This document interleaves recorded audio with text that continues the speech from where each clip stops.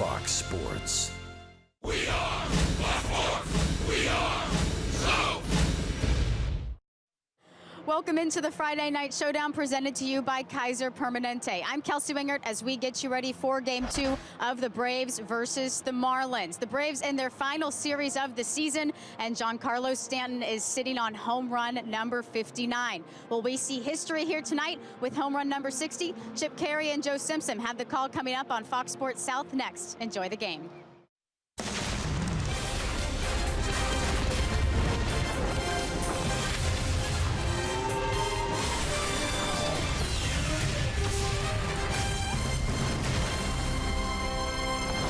As we enter this final Friday of regular season play around the major leagues, Giancarlo Stanton is the greatest show on turf, as Kelsey just said, sitting on 59 home runs, trying to join an elite club with 60 home runs this weekend.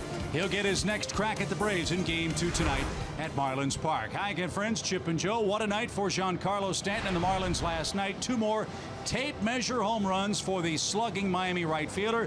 Tonight, though, Joe, he set sights on Luis Gohara, a man he has not yet seen. Yeah, the funny part is they're coming off a road trip where he didn't do much at all. He did hit one homer, but in Colorado, of all places, he barely got anything out of the infield. Well, last night was a little different. Off of Julio Teheran right there by the 427 mark, a hanging slider went a long way. And then a monster shot that short hopped the panels back there on the outside of the stadium off of Rex Brothers. That was hammered. Another hanger that was just crushed. Here he is month by month. What a month of August. Are you kidding me? 18 homers every night. It was a tape measure shot. So far this month, he's down to 8, but he only needs one more. And for Luis Gohara, he's a guy that's going to have to stop him tonight. 31 of Stanton's homers have come in his home ballpark. And yes, Luis Gohara with 4 terrific pitches, maybe coming into his own right now. This should be a very intriguing matchup. Well, and he's got a good slider. We all like what we've seen from Luis. Really, his last 3 starts have been his best, and they all seem to be getting better and better. 4 starts in the big leagues, 4 decisions. He's been in there long enough to acquire a decision in each one of them. And he's gone at least 6 innings in each of his last 3. So again, I think this kid is really learning a lot each time out there. And at age 21, he's making adjustments. Last 19 innings, 2 walks, 19 strikeouts. I think that speaks to that. And a real treat for the Braves. 3 rookies get the ball in the final 3 games of the series against Miami. The Marlins will send Dan Straley to the mound in Game 2. He's been tough on Atlanta. We'll see if the Braves can rally and get the series even up at a game apiece. The story tonight, again, Giancarlo Stanton chasing history. The Braves will try to keep him in the park, and the Marlins under wraps. First pitch and more from Miami coming right up.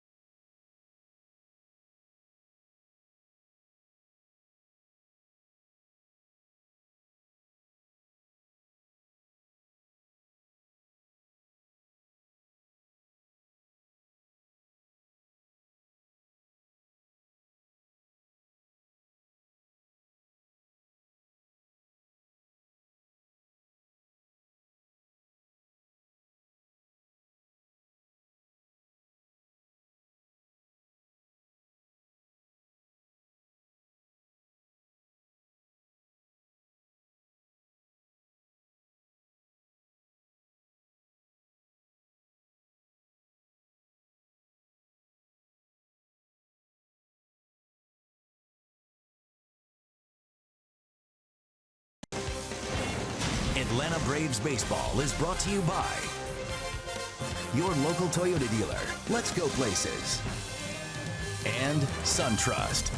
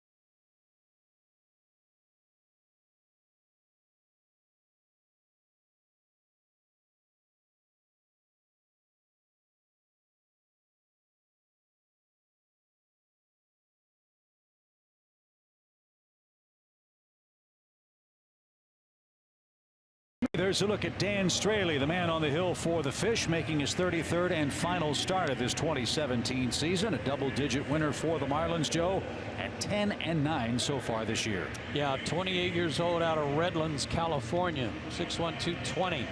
Here's something interesting on the guy. 176 ground ball outs, but 209 fly ball outs. We always talk about all the ground ball pitchers. Well, his 209 fly ball outs, the most in the National League. And a guy who, I guess you could say, takes advantage of his home ballpark because it is a big yard. He's willing to give up those fly ball outs. 4 starts against Atlanta already this year. 2-1, a 2.86 ERA, and 5-3 here at home. He throws fastball in the low 90s, slider, and a changeup. He has had an amazing career that we'll delve into a little later on, and he's been traded for some really good players and finds himself here in Miami for his first season. A very different look to the Atlanta starting lineup presented by Toyota. Night off for Ender Inciarte, so Ozzie Albies will lead off. Kurt Suzuki will be the number 2 hitter. Freeman Markakis, Lane Adams in left. Rio gets the start at third with Swanson. Micah Johnson in left field, and Luis Gohara is the man on the mound. Braves at 71 and 88 have dropped 4 straight. They'll try to turn that around tonight against Australia, and we are underway. A strike, says Tom Hallion.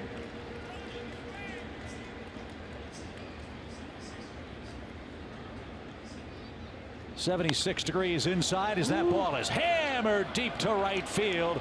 A long home run off the facade again for Albies. Carbon copy of his home run in New York. And just like that, Atlanta leads 1-0.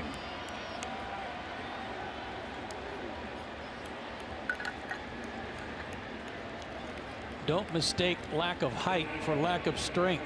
This guy is solid and he is strong. Quick too. Great bat speed. I'm no doubter. His 6th. 30th allowed by Straley. So a big fly ball in his home park costs him a run. And now Kurt Suzuki, the batter, he's behind in the count 0-1. Kurt riding a 6-game hitting streak, 10 hits in that stretch, 2 of those hits home runs, a career high 18 on the year.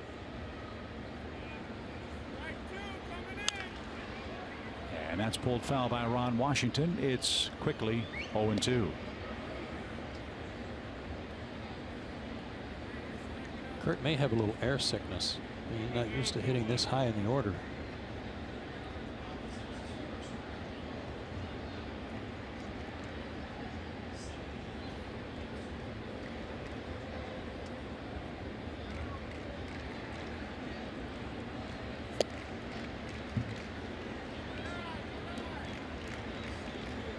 One ball, 2 strikes from Dan Straley, who was a great find for the Reds last year. He went 14-8, made 31 starts. He was claimed off waivers from San Diego 3 days before opening day. And a liner over short. 2 hard hit balls by Atlanta to start the game. 2 misplaced fastballs. And he's a guy who doesn't really pitch to the middle of the plate. He works both sides. Fastball down the middle, same thing that Albies got. So Straley led the Red staff in wins, innings, strikeouts, and quality starts. He's 10-9 with Miami. It's the 3rd season he's been a double-digit winner. Originally selected by Oakland, traded to the Cubs with Addison Russell for Jason Hamill and Jeff Samardzija, then was traded to Houston for Dexter Fowler. 1-0 pitch. And then found his way to Miami for Luis Castillo, Austin Bryce, and outfielder Isaiah White, January of 2017. Castillo's got a heck of an arm. Freddie didn't get that one. 2 balls and a strike.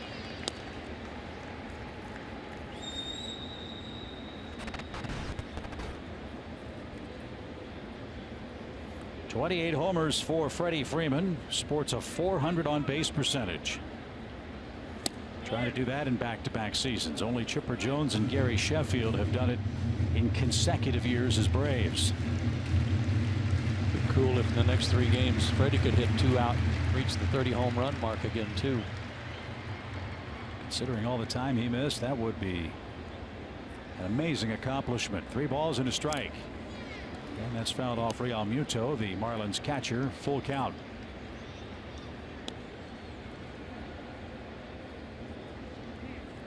Freddie had a first inning hit last night.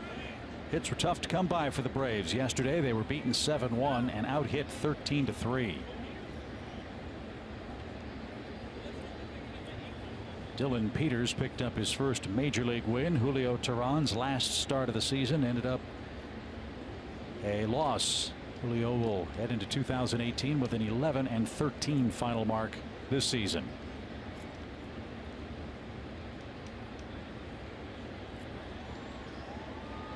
Runner goes. Freddie fouls it back. Had a good cut. 3 for 10 with a homer against Straley.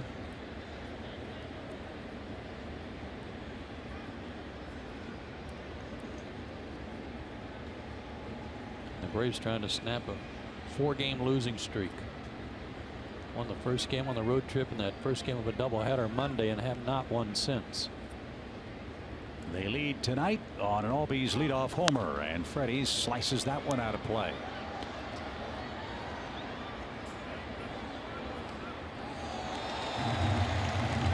Nice catch on the ricochet.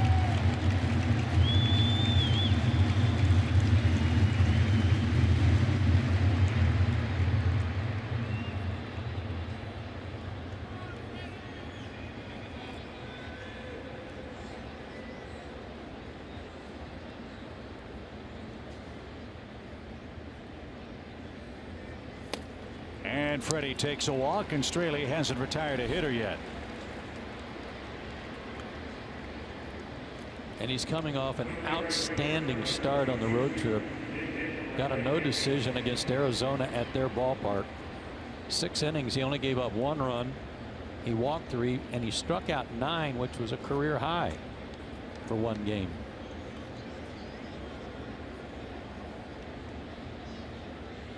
Slow start tonight.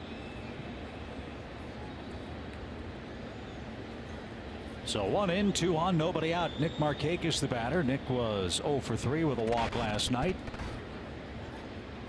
Still a double shy of 40 for the Braves this year. 75 runs batted in. Great chance for a crooked number here in the first.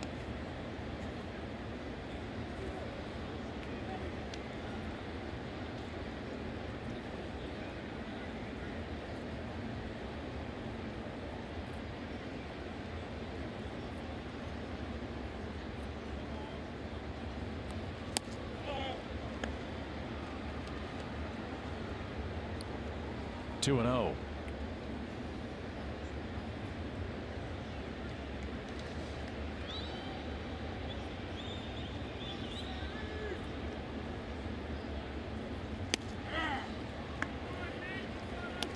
Every time Nick comes up in a spot like this, you get the sense that he's just reeling in the opposing pitcher. He has been so consistent this year for the Braves with runners in scoring position. A .294 hitter. With men at second and third base, the pitch. That dropped in to even up the count.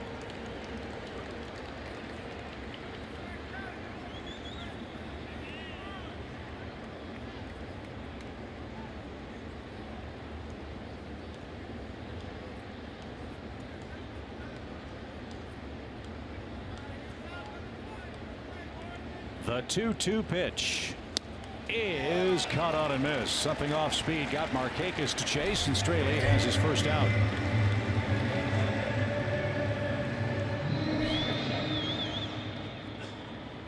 Backdoor breaking ball. Took a little off.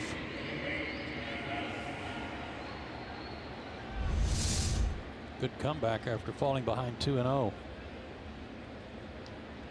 So Lane Adams gets the start in center for Ender tonight, and batting 5th with a 3-game hitting streak. Ball jumped off his bat in the 7th inning last night. A home run into the greenery in center field. His 4th home run of the year.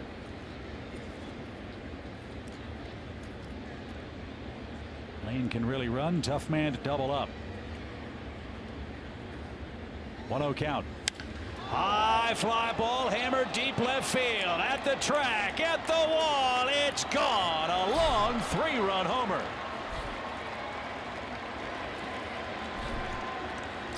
Wow, what a first inning for Atlanta. And what a good September for Lane Adams.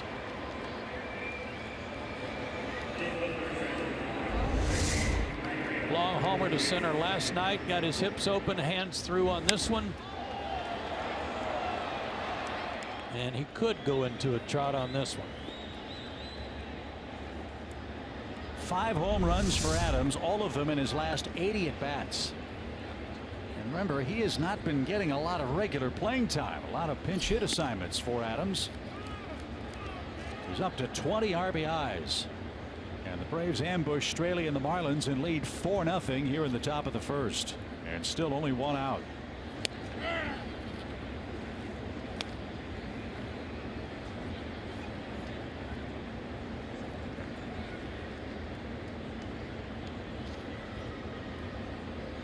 Rio Ruiz takes a little low, ball 2. Long inning for Straley. He's thrown 24 first inning pitches.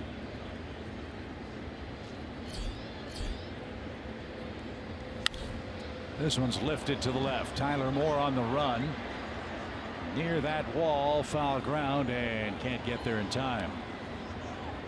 Would have been a tough play to reach over the railing. So it's strike 2 for the Braves third baseman Rio Ruiz.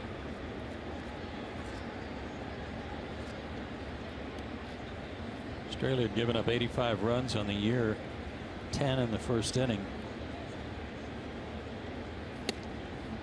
Middle inning's a little more problematic for him typically than the first inning.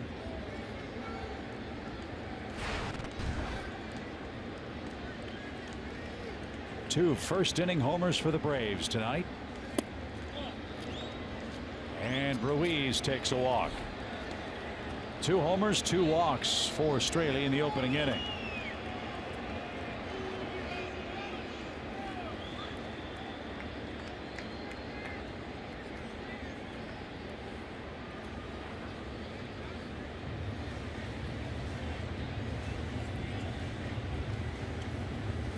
Here are your home run leaders among National League pitchers in 2017.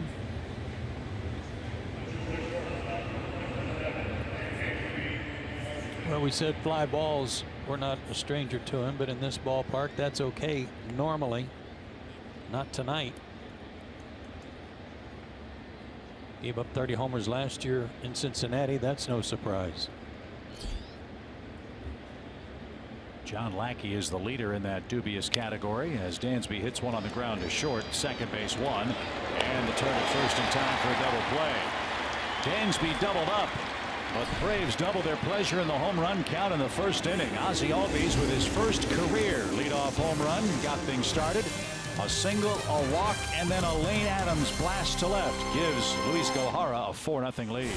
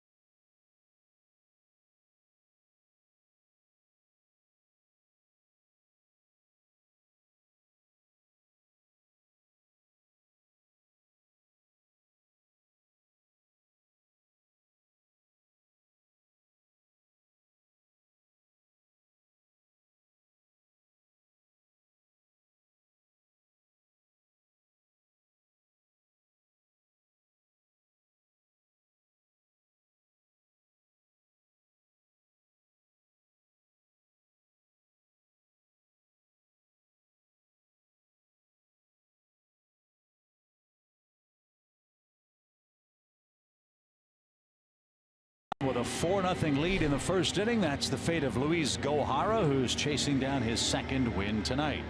Well, he's off to a good start for that. Certainly, if he can pitch to that. His last 3 starts, outstanding. A 2.79 ERA, a 1-2 record because he hasn't had any run support. His last 2 starts, he's had a total of 2 runs scored for him while he's been in the ball game. But you also see that 2 walks to 19 strikeouts over that stretch. Outstanding. His 4 keys to pitching success. Well, tonight, let's have no hanger history, with number 60 looming for Mr.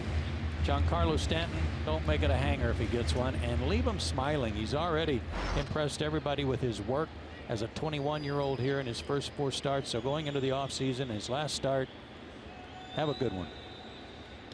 And he'll get after D. Gordon, the Miami leadoff man who picked up a couple of hits and runs last night. Gordon 4 hits away from 200 for the season for Miami.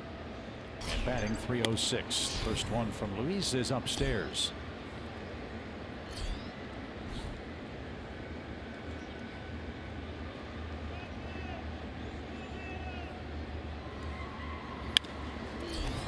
Fly ball opposite field, and in left field Micah Johnson puts the squeeze on that. Gordon's retired for out number 1. Here's the rest of Don Mattingly's starting 9. Giancarlo Stanton's coming up. You know all about him.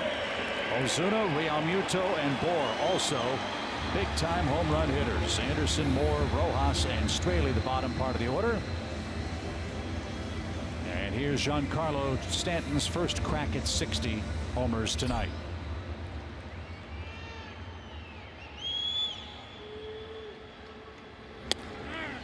And he takes a strike. The homers for Stanton last night, 422 feet and 467 feet. They came on first pitches. And this one's popped up into shallow right and playable for Nick Markakis. And that's the second out.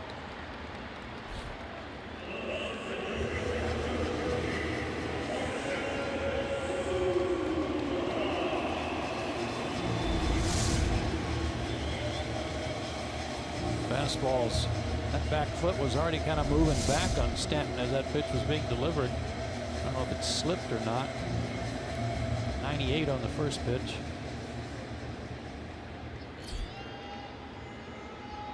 Two up, two down for Marcell Ozuna.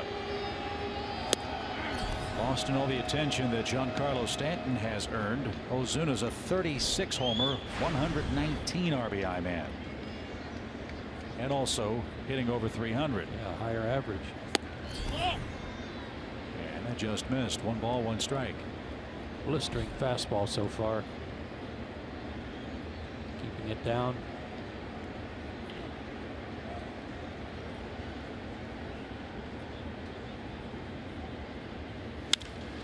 Fly ball, left center field gap. Long run, Adams, and on the track he goes to make the play. And 3 flyouts takes care of Miami in the first. A shutdown inning for Gohara, who leads 4-0 after 1.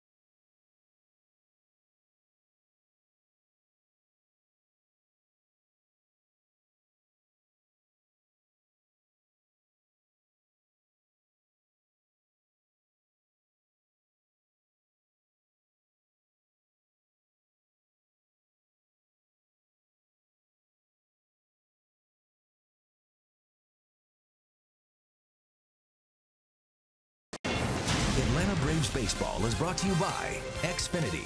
Xfinity delivers the fastest internet and the most Wi-Fi coverage throughout your home. And by Delta Airlines. Back in the magical city of Miami, the Braves got a couple of first inning home runs against Dan Straley and lead 4-0 after our first inning of game 2. Micah Johnson, Luis Gohara, Ozzie Albies are coming up. And that's in for a strike.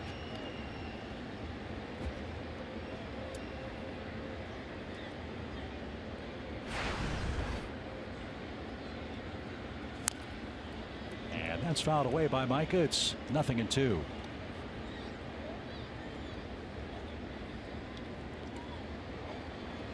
Micah Tanaka's at bats have been few and far between. Most of his action in September has been as a pinch runner, occasional defensive replacement. But I like this lineup for Brian tonight in that guys that don't normally play, get them some at bats in the final weekend. Sure thing. And all of Micah's at bats so far this year have been as a pinch hitter, 1 for 7.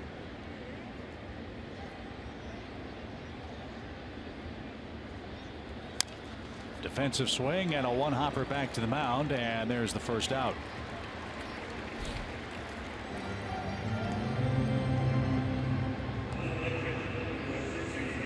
So Luis Gohara is going to stand in.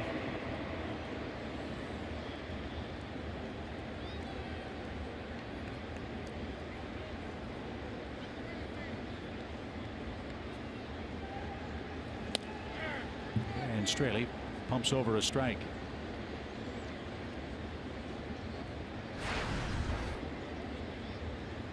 "21 years old." Wait a minute. Can we put that graphic back up?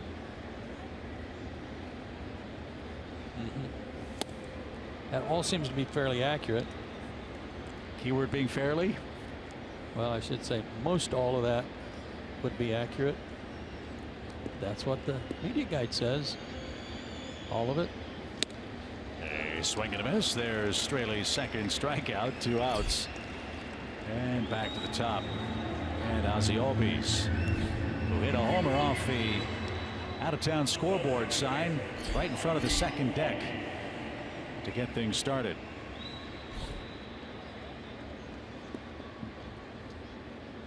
So Ozzie, with a 4-game hitting streak, is 7 for 14 in that stretch.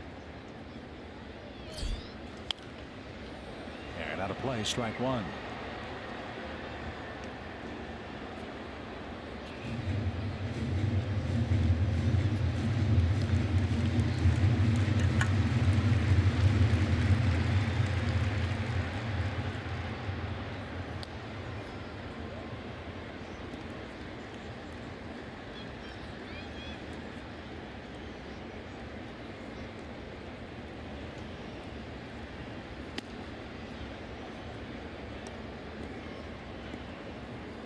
Two balls, 1 strike.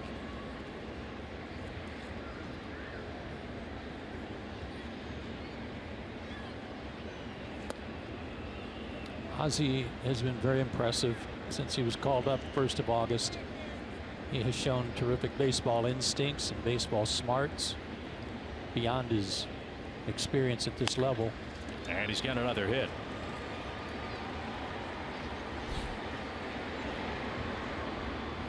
But one of the things I think that continues to stand out for me is how he's making adjustments. Got off to a rough start, then got hot, then had a little rough spell, and he's fixed that. He appears to have ironed out that leg kick timing wise to get that front foot down a little quicker.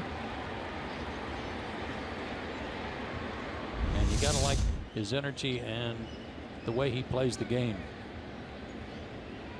He's, to me, everything, actually a little more than we were led to believe about him.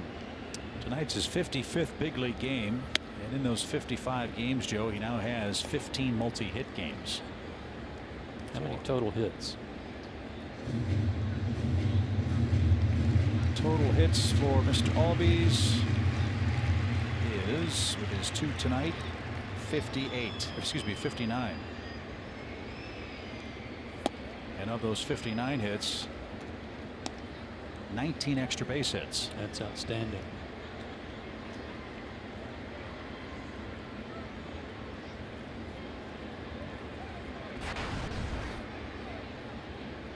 Kurt Suzuki scored on Lane Adams' 3-run homer. He has a hit, extending his streak to 7 games with one of those. And Straley's really struggling to get ahead of the Braves hitters. Already 44 pitches, only 24 strikes. A continuation of what we saw last night in the early going.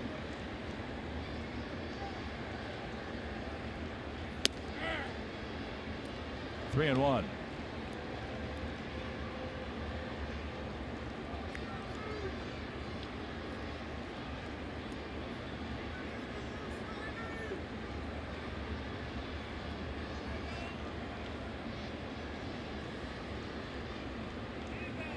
Runner goes. The pitch is cut on and missed. The throw to second is late. And Ozzie Albies has another stolen base.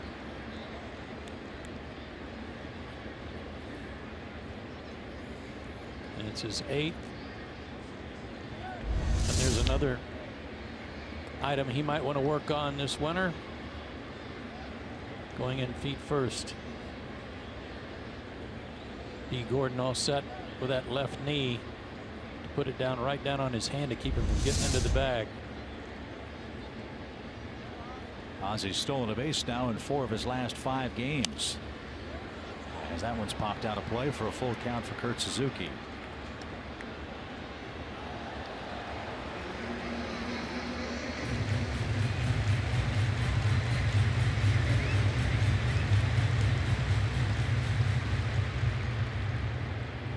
For 4-0 Atlanta. A couple of home runs in the first inning.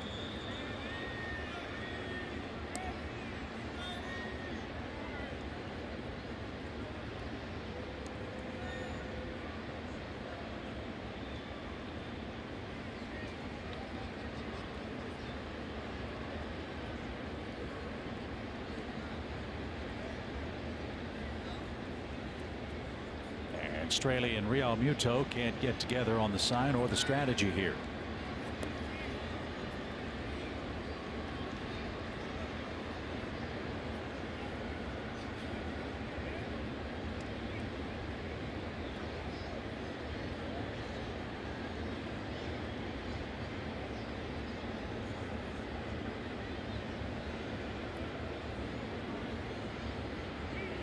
Payoff is hammered toward left. Moore can't get it. That's going to roll to the warning track into the wall. Kurt Suzuki with an RBI double. And whatever Straley wanted to throw wasn't the right pitch because Suzuki was all over it.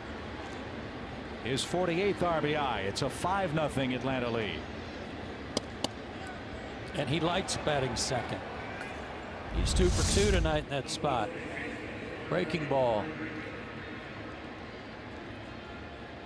Tyler Moore does not have the range of Marcell Ozuna, who typically plays left field, and able to hook it by him. So 5 runs on 5 hits already. Freddie Freeman walked and scored his first time up.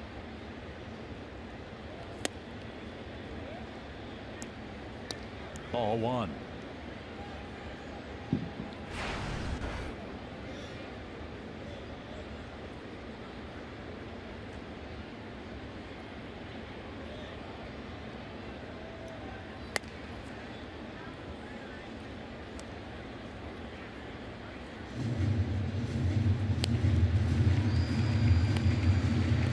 Despite missing 6 weeks, Freddie Freeman is second on the club in runs scored with 83 in 115 games now.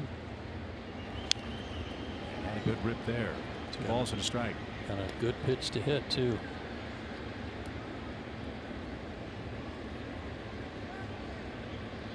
.34 doubles, 28 homers, 82 runs scored, 133 hits for Freddie Freeman.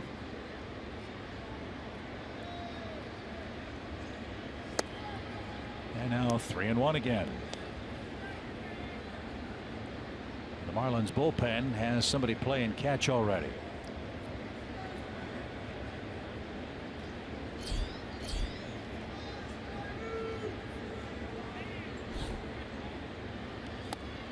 Another walk. All of this with 2 outs.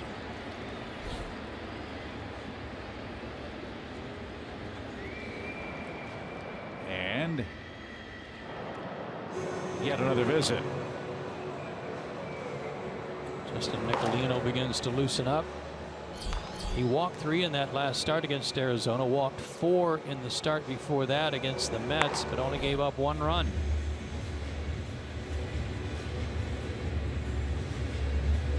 Four is his season high. Check that. 5 back on May 5th, May 4th. He walked 5 guys.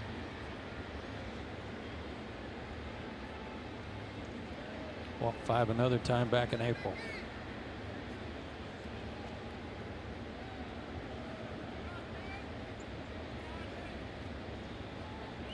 2 on, 2 out for Nick Markakis, who was the first out for Straley in the first inning. Nick struck out.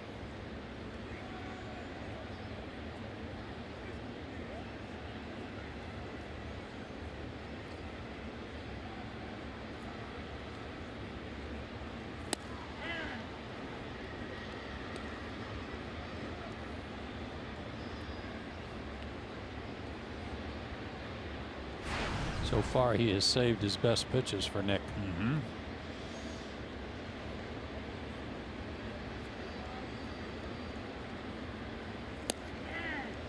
That grazed an outside corner. 1-2.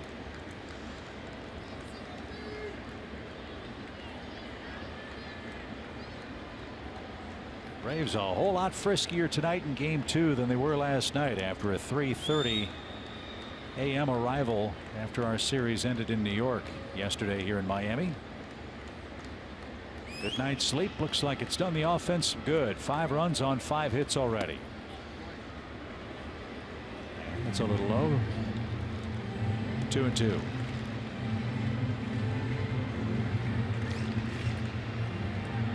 It's warm in here tonight. Very humid. I don't know whose responsibility it is to pay the air conditioning bill now. With team ownership in transition. They haven't closed the sale yet. It's still a few days away. But you're right, very sticky inside. Straley's worked up quite a lather.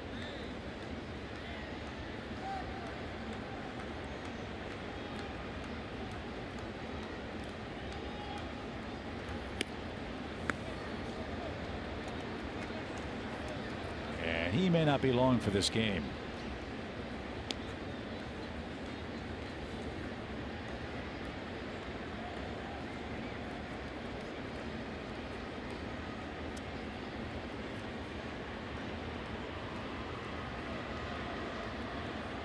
Runners lead with a full count. There they go, and it's fouled away.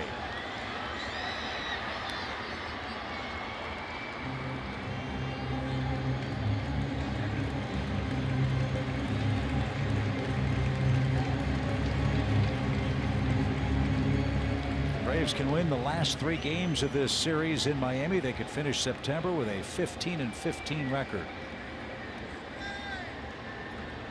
His best month was June. They went 16-12. Pitch is lined to short, and a diving stop by Rojas to his right to take away a hit and an RBI from Markakis. The Braves get an RBI double from Kurt Suzuki and add to their lead.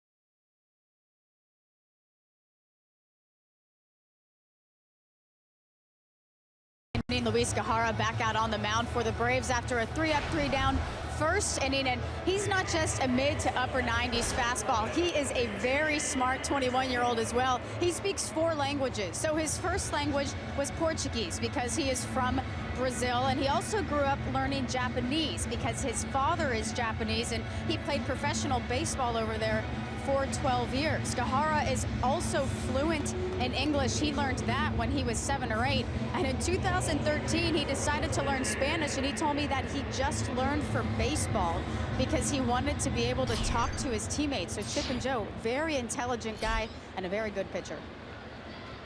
C. Senorita. Oh, that wasn't your. I was worried that was the grade for the report. No, it was a great report from Kelsey. No, that was just agreeing. I'm showing my language skills. That's very impressive.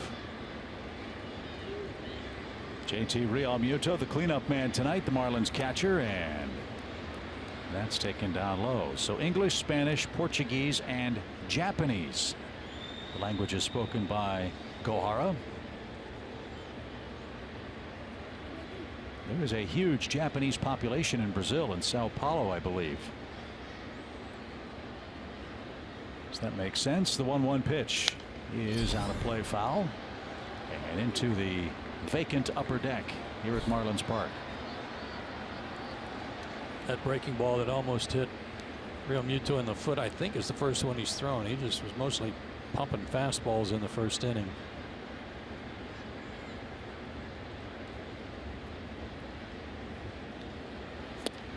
Swing and a miss. That takes care of Realmuto. First strikeout for Gohara, who in his last couple of starts 20 strikeouts and only 2 walks in his last 20 2/3 innings.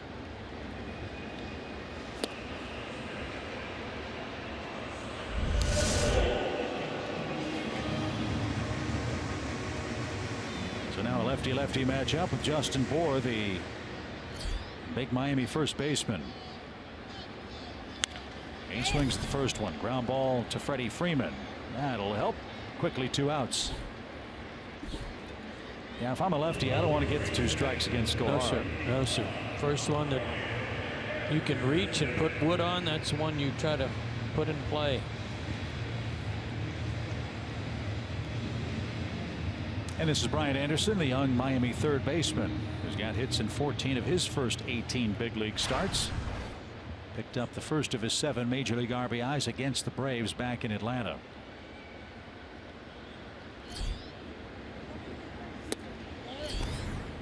I'm sure Miami is hoping that Martin Prado can come back and play for them after a real lost year for the former Brave. All kinds of injury problems have sidelined Martin this season. But again, like so many of his other Marlins mates, he's got a big contract, and there are a lot of guys that are probably wondering, are they going to be back in South Florida next year? Martin played in only 37 games this season. Hamstrings and knees. Braves fans know how much he loves to play and how painful this kind of season was for him.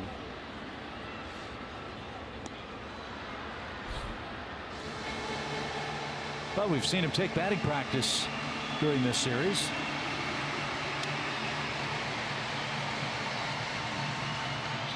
So as you said, Martin, such a hard worker. Even though the season's lost for him, he's still doing all he can to get healthy. A line drive to short and caught by Dansby Swanson, and Anderson lines out. 6 up, 6 down for Gohara. 5-0 Atlanta. We go to the 3rd.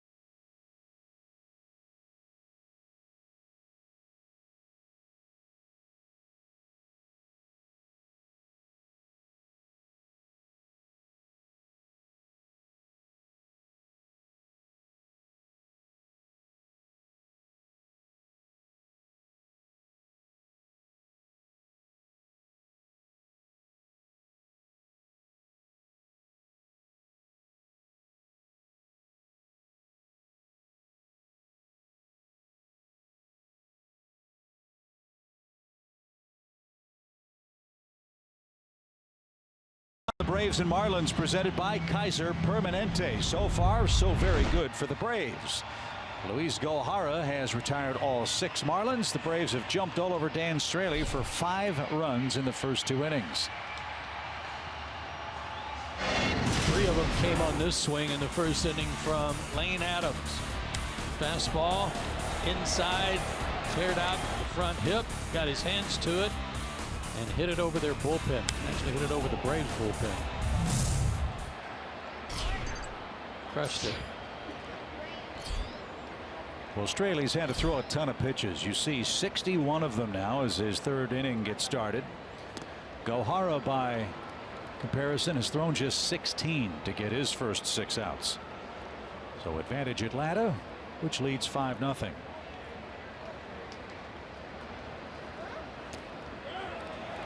Shortest outing of the year for Straley was his first start of the season at Washington, 3 1/3 innings. But he was 1 swing away from coming out of this game last inning. That line shot by Markakis, fortunate that it went right at Rojas. Well, he just struck out Lane Adams on a check swing for the first out, and Rio Ruiz is coming up. Rio walked his first time up.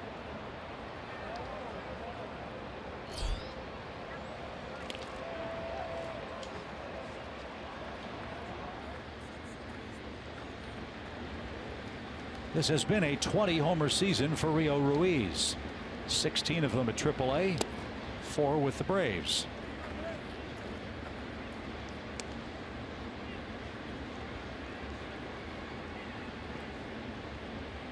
Rio was one of the Braves' wave of September call-ups. He's also with the team from May 18th to June 21st.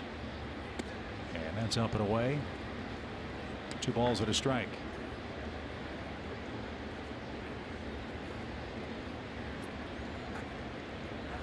Hit 175 in his first 31 games in the bigs.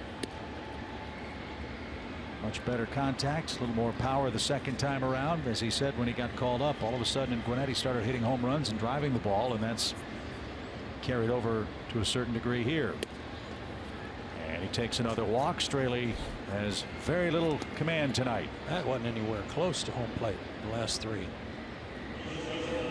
Yeah, for Rio, I think what he's done here in September by swinging the bat as well as he has, and again playing third base as well as he has, he's right in the mix for what should be a wide open winner take all at third base come spring training. And if you haven't made your plans for spring training in Orlando next year, 2018 is going to be a spring training you do not want to miss. First the pitch to Dansby, which is dropped and was outside, ball 1. There are going to be a lot of prospects you've been hearing a lot about for the last couple of years in big league camp, not just working out in the backfields, but in the main stadium. I think it's safe to say we're all looking forward to seeing how the 2018 shapes up.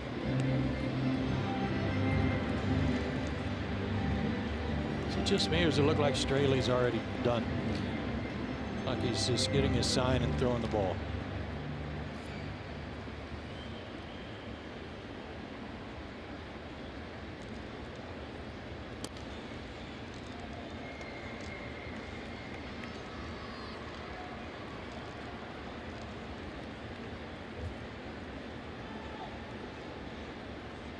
Two balls, no strikes.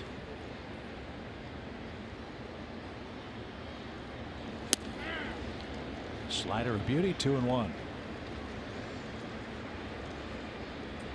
Dansby can have a good weekend at the plate. He's had a rough stretch. 9 hits in his last 59 at bats. And ended the first inning with a double play ball. 2-1. Line to third, caught. Anderson at third base with a leaping grab to his right. That robs Dansby, who's hit into a lot of tough luck this year. That continues here in the third inning. 2 outs. Well, Straley's the guy that's the beneficiary of some of the Braves' bad luck from the hitter standpoint. Markakis a line shot out, and now Dansby.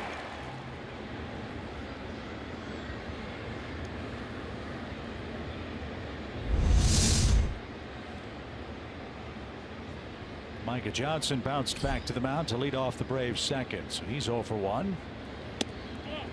And that's taken high.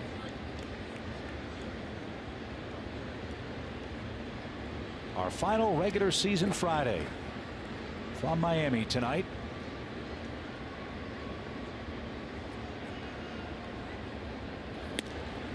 Some big games still on the slate this weekend. The second wild card not yet decided in the National League. Colorado with a 2-game advantage over Milwaukee and St. Louis, who play at Busch Stadium tonight. And then you've got the Dodgers visiting Colorado for the final 3.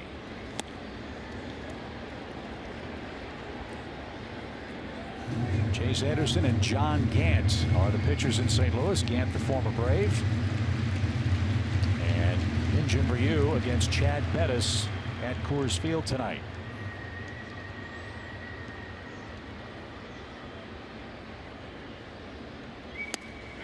That's in for a strike. Nice changeup. Boston has a 3-game lead over the Yankees.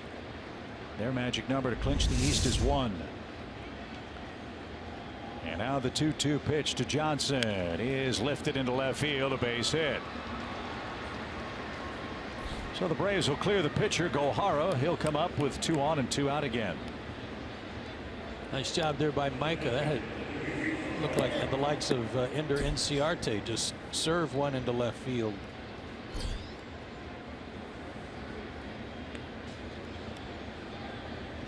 Micah had a good year at Gwinnett. Missed a lot of time with a broken wrist suffered in spring training. And he was a candidate to make the club out of Orlando until that injury took place. Now Gohara serves one toward left. That ball is going to bounce up against the fence. Foul, strike 1.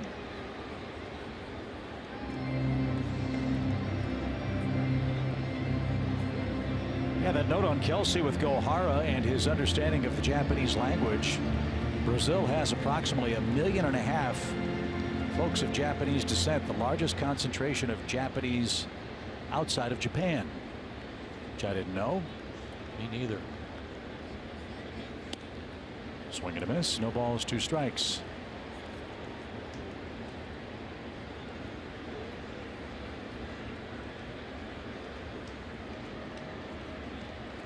Johnson and Ruiz the runners. And a good cut. Foul back.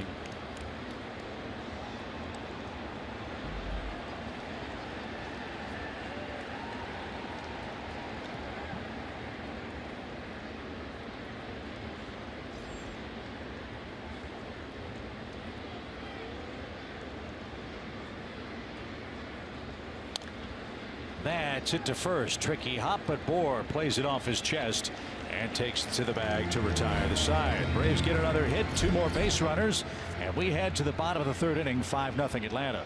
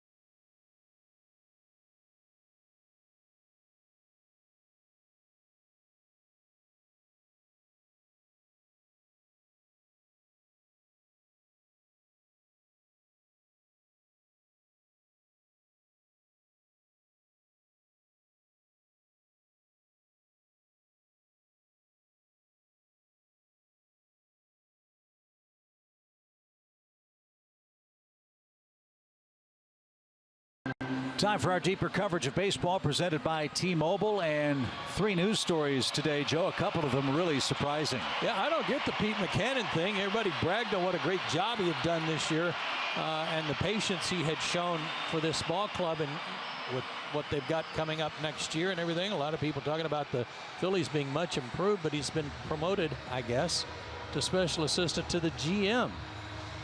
Completely shocked there. And then I don't understand. Jake Arrieta with a hamstring problem. Why would they let everybody know that? That's kind of odd to me, knowing they're going into the postseason. And Miguel Sano, what a big lift that will be for the Twins. They've missed him for a long time. As of now, the Twins have a date with the Yankees for the 1-game playoff in New York. So, yeah, Sano maybe this weekend will get a chance to get some at-bats, and who knows, maybe be able to hit a big home run for the Minnesota Twins, who lost 100 games plus last year, but this year made the playoffs after trading Jaime Garcia, acquiring Bartolo Colon, and trading their closer Brandon Kinsler. Amazing. Meanwhile, here in Miami, Gohara's just pumping strike after strike at these Marlins hitters. Love to see that, especially with a 5-0 lead. 18 pitches, 14 strikes. Gotta like it. And Moore went around, and Gohara has his second strikeout. 7 up, 7 down.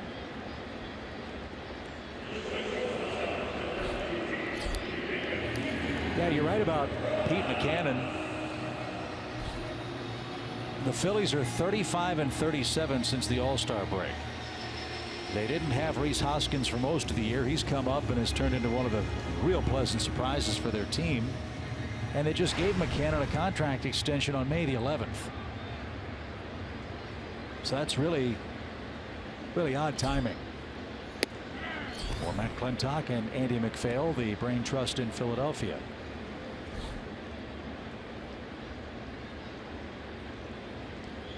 All I know is that Pete Mackanin made the Phillies look like the 27 Yankees against the Braves.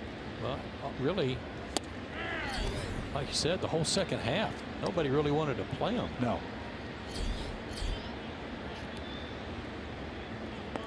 One of Gohara's starts was against the Phillies. He got the Nationals twice, Texas, and the Phillies. Line toward the gap by Rojas, and that's going to roll out toward the home run sculpture. Johnson got to it quickly. It's a double for Rojas, and on an 0-2 count, the Marlins have their first hit and their first base runner.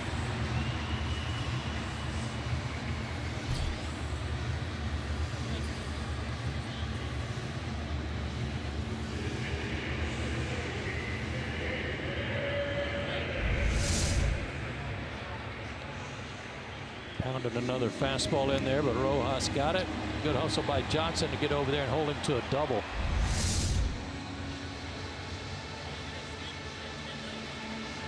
So Luis to the stretch for the first time. He's got A.J. Ellis in the batter's box. So Straley's done after 3 innings in his final start for the Marlins this year. And he was not very good. 3 innings, 6 hits, 5 runs, 2 homers, 4 walks, and 3 strikeouts.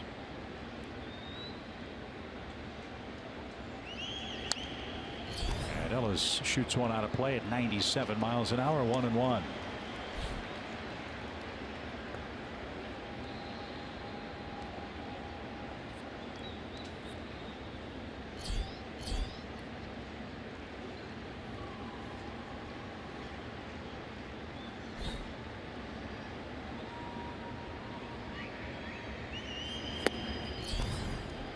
Over but low. 2 balls, 1 strike.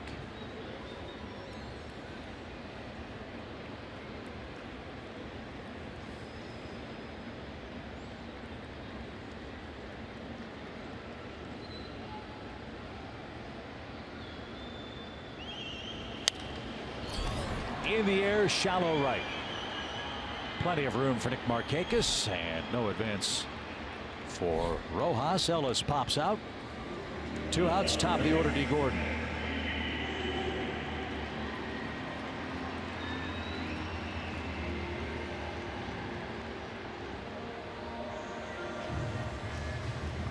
Gordon started the Marlins offensive night by flying out to left. D. Gordon's another guy whose name has been talked about as maybe on the block. Heck, just about anybody with a multi-year contract here might be discussed if the new Marlins ownership cuts payroll to the extent that's been rumored.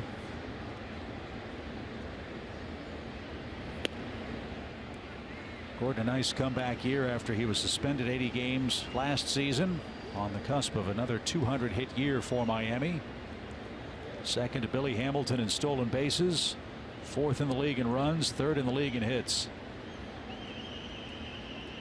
And good work defensively at second base.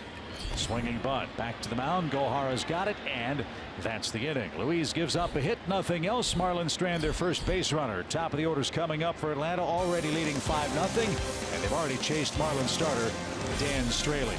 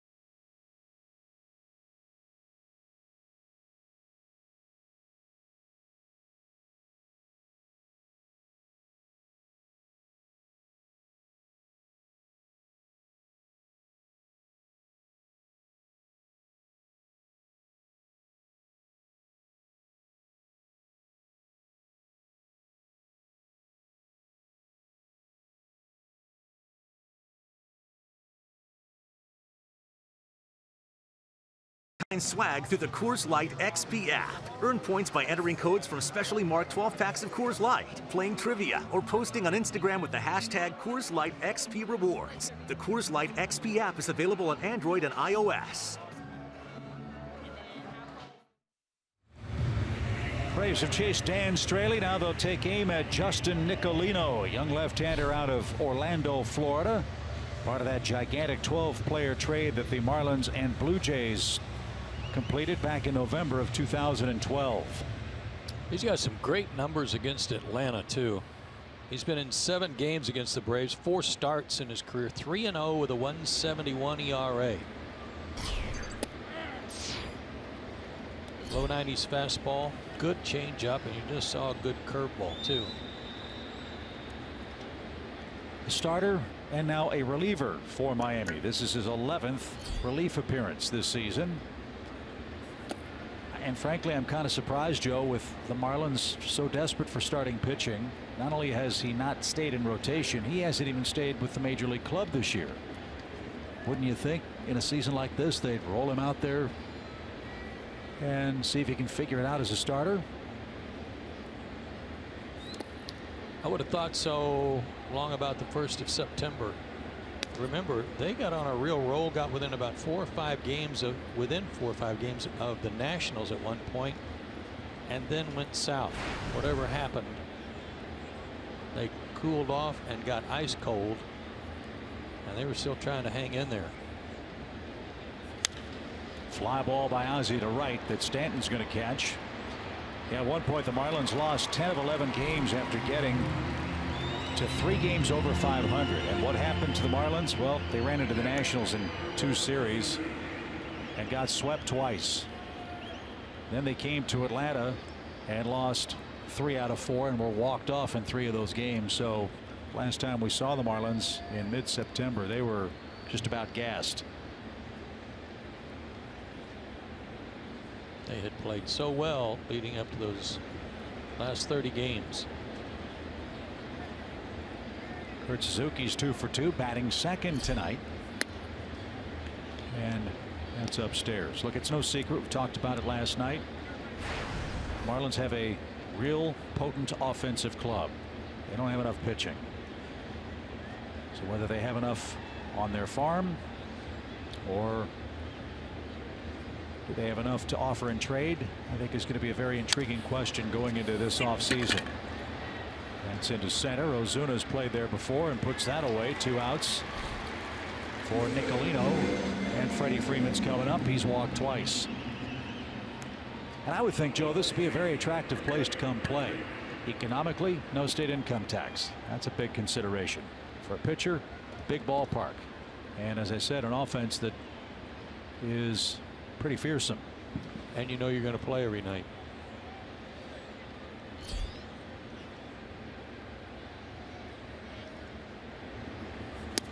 One guy they have found on their staff is Jose Urena, who started the year in the bullpen, and he's frankly turned into their staff ace. Love him.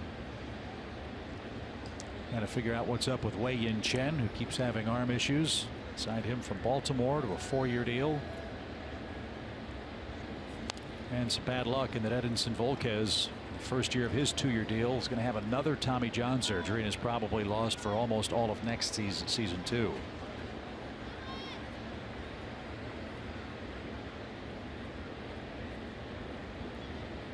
Good numbers for Freddie against the Fish this year. On base percentage boosted by 2 walks tonight. And he's ahead here, 2-1. Yeah, if they can get Adam Conley figured out so that he can beat teams other than just the Braves, they've got another good lefty starter.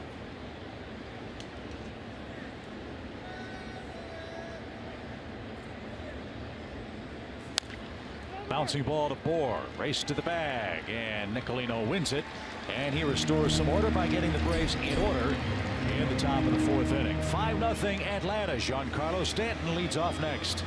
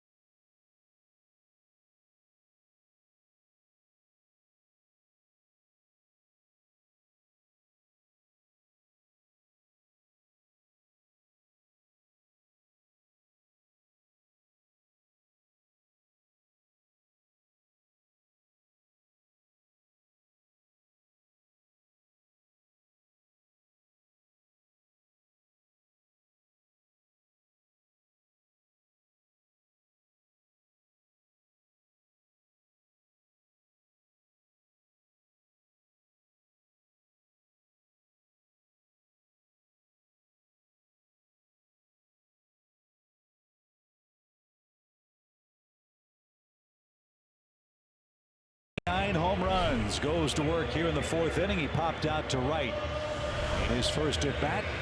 Let's check out the timeline as Stanton versus Roger Maris, who hit 61 in 1961. Yeah, and got so much grief for it because he did it in a season where there was no longer a 154 game schedule. It was 162. Everybody really got on him. He was also in a home run battle with Mickey Mantle, so Mickey was the favorite, the fair-haired boy in New York. A real shame for Roger Maris. But Giancarlo right on those heels. That's yanked foul and had somebody scrambling by the stairs. Yeah, D. Gordon. Giancarlo, don't hit it this way. I don't know. You sit on the field, you got to take a chance of getting hit. Yikes.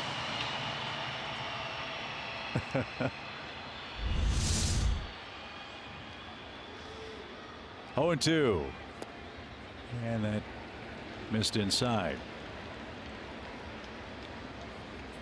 Stanton is not just hitting home runs on the road. 31 of them in this gigantic park. This one's popped up. And he's not just pulling the ball. 11 homers to straightaway center, 11 homers to right and right center. So 22 of his 59 have been hit up the middle or the other way this year. And he is a different guy against the Braves. That last pitch from Luis, 98. And he just broke his bat on a ground ball to third. Rio throws out Stanton. 1 out. Took a little off, looked like a changeup. Beautiful.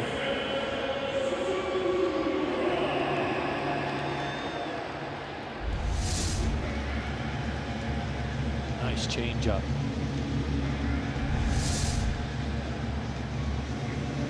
This guy has pitches.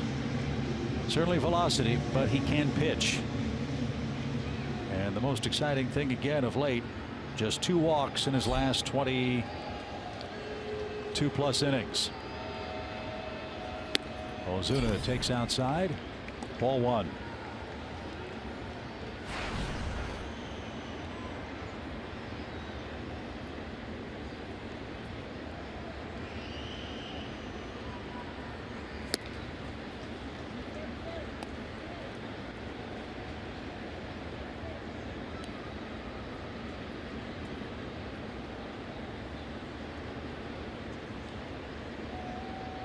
Ozuna has feasted on his home field, hitting .343 here in Miami.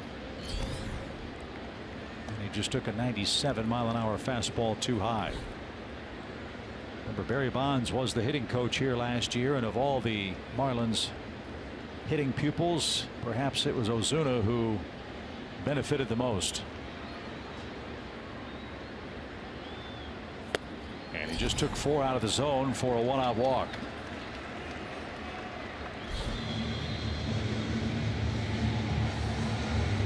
That'll bring up Real Muto, the Miami catcher.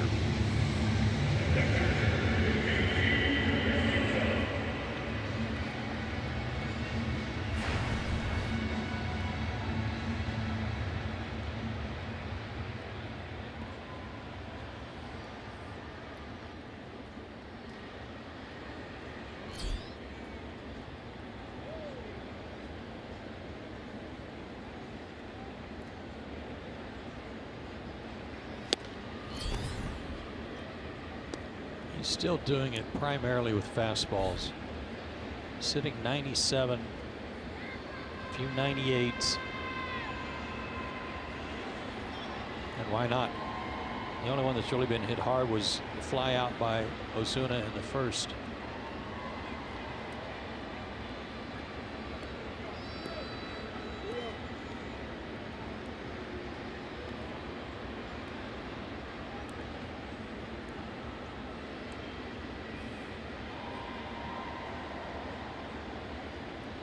No balls and a strike. And now 0-2. He struck out JT on a breaking ball his last time up, but it had been set up just like this at bat with good fastballs.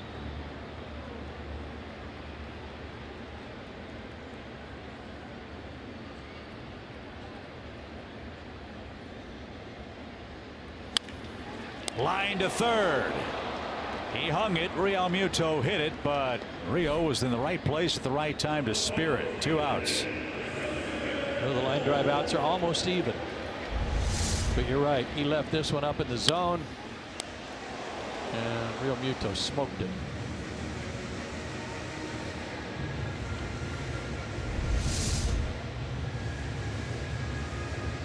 So let's see if Bohr is swinging early in the count. He was his first time up, and he rolled out to first. Bohr has given up 1 hit through 3 2/3 so far tonight. The pitch was not close enough to offer. Ball 1. Last night you mentioned the 2 patches on the right sleeve of the Marlins. I don't know if you got to finish that. I didn't. Comment. It's worthwhile, though. One on the bottom, of course, to commemorate the All-Star game, which was here in Miami. And the second one on top is to honor their late great broadcaster Philo Ramirez, who passed away this year after a fall in Philadelphia.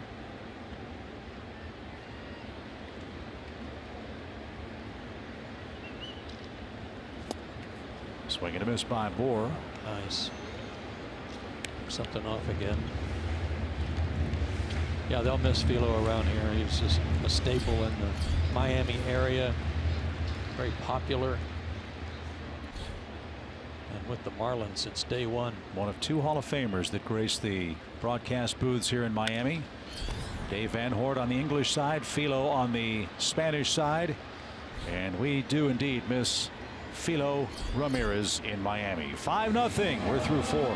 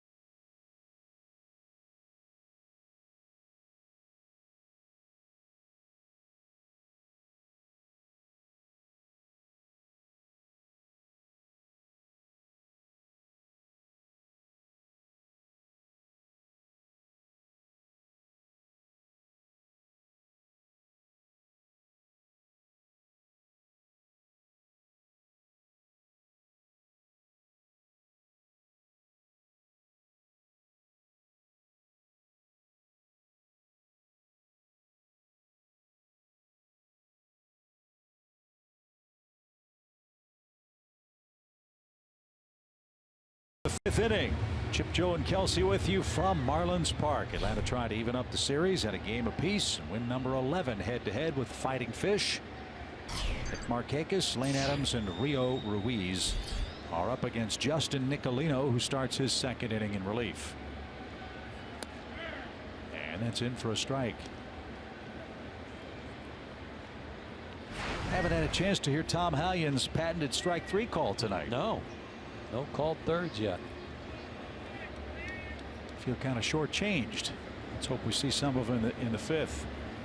Bottom half, that is, that's off the plate. 1-1 your count. Yankees won today. They beat Toronto 4-0, so their faint hopes for a comeback in the AL East are still alive. Houston's beating Boston 3-1. That game's in the 5th. Yankees blew it last night. Boston got hammered by Houston, and the Yankees had a lead midway through the game down in Tampa Bay and gave it up. Lost the game. So they need some help from the Astros for New York to catch Boston in the East. The 1-2 pitch is rolled foul as Nick Markakis again chasing down 40 doubles on the year. Here are the actives and the number of times they've done it on our Georgia Lottery feature. Yeah, he just needs one more to join that list. A great year again for Nick.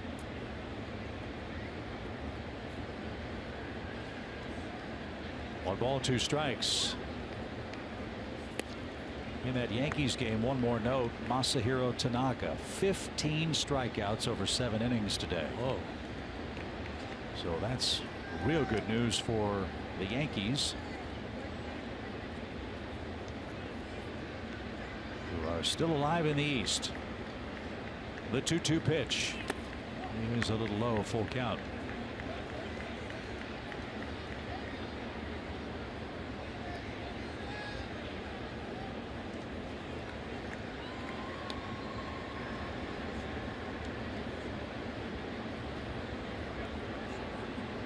Nick's had good luck against Nicolino head-to-head. He's 4 for 13 lifetime, a 3.08 average. Another full count pitch. And foul at the plate. I noticed a little sand kind of spread out on some bare spots on the grass in front of home plate, between the plate and the mound. I think that's probably just from all the infield hits that were beat into the ground there last night. Oh, there's 6 of them, I think. Catchers and pitchers having to go out there and field balls. At least half their hits are 5 out of 10, something like that. Yeah, the Braves had 1. As Nick, a liner right back to the pitcher. A missile that Nicolino intercepted. Tough break from Markakis, 1 out. That's 2 line drive outs for Nick. And watch Nicolino watch this right into his glove.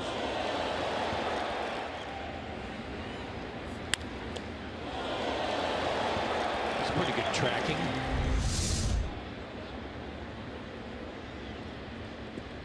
Yeah, the Marlins had 5 infield hits among their 13 last night.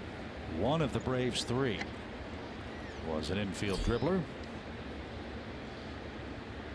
So Lane Adams, the batter, he's 1 for 2 with a long first inning homer, a no-doubter above the Braves bullpen and the Clevelander, which looks to be rocking tonight on Friday evening.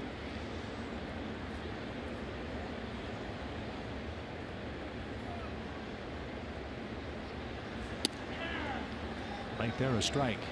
0-2.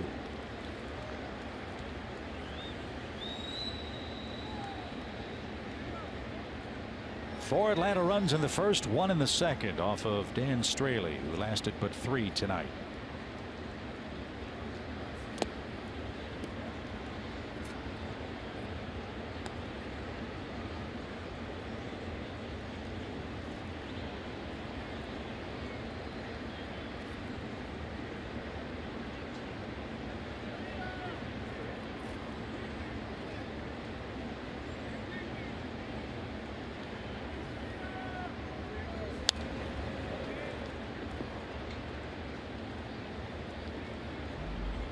Lane fought it off. Hey, it's 1-2.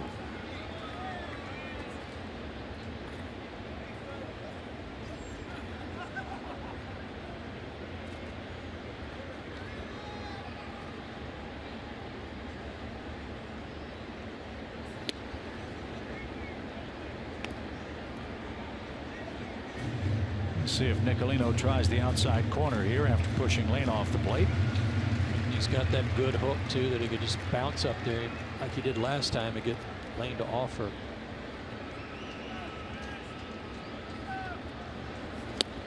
Something off speed, and Adams didn't get it.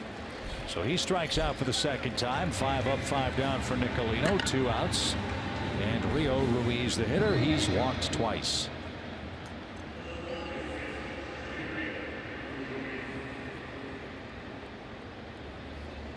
This guy's not a big strikeout guy, or he hasn't been in the past, Nicolino, but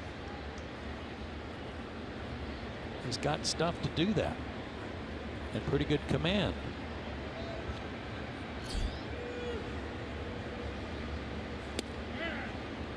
Major League totals coming into this year, only 60 strikeouts in 153 innings.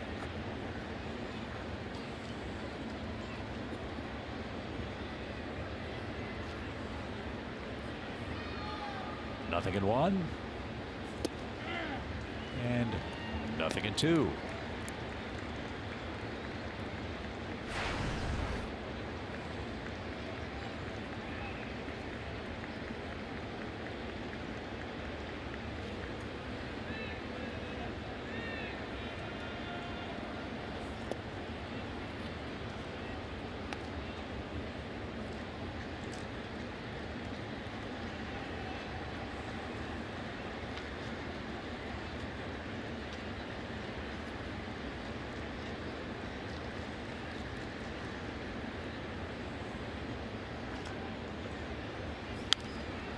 That's popped up foul and out of play. Mentioned the big trade that the Marlins and Jays pulled off in 2012. It was another franchise teardown for Miami after the Ozzie Guillen regime. It didn't work out particularly well. Emilio Bonifacio, John Buck, Mark Burley, Josh Johnson, Jose Reyes went to Toronto. Anderson Alvarez, Anthony DeSclafani, Yunel Escobar, Echeverria, Jake Marisnick, and Jeff Mathis came from Toronto.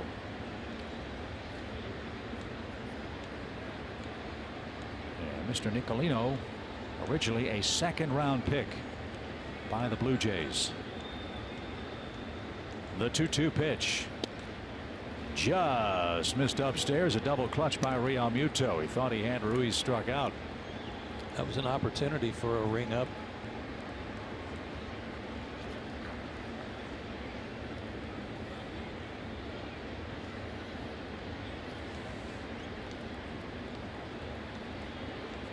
Now the payoff is launched to center.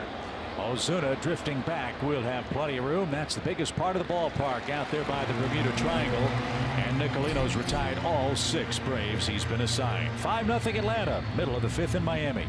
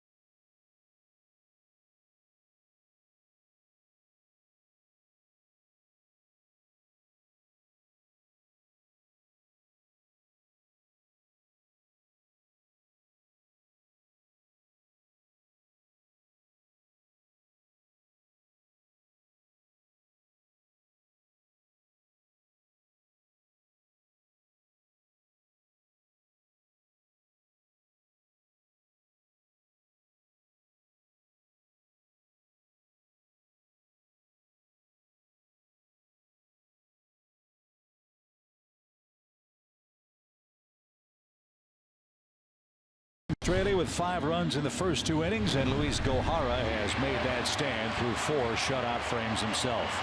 Time for our Toyota Tweet of the Week. Our question this week is, who would you like to see in the Braves 2018 5-man starting rotation and why? Tweet us at Fox Sports Braves using the hashtag Rotation2018, and your tweet could be used in the Braves live post-game show. There will be some openings. One would assume that Julio Teheran and Mike Foltynewicz will be in rotation next year. We don't know about R.A. Dickey. As Brian Anderson pops one out of play to the right side, R.A. has not come to a decision as to whether or not he wants to continue to pitch next season. Braves have an option for his services. There's been no word as to whether or not they wish to try to exercise that option. So that's potentially one spot that might be available. And the way this kid's pitching, I would think he keeps this up, you can probably start to pencil his name somewhere in the first 5 spots.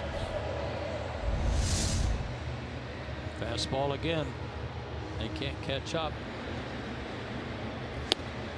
Would it be all right if I'm going to vote? My first 3 votes are Maddox, Glavine, and Smoltz, and I go that way? I was thinking the same thing. Wouldn't that have been nice? As Tyler Moore is the batter. He was out on a check swing his first time. Swing just like that. Strike 1. Still throwing 97.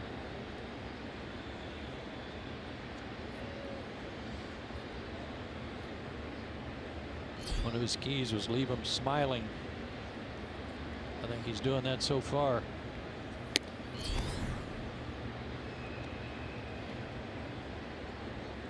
One ball, one strike for Moore.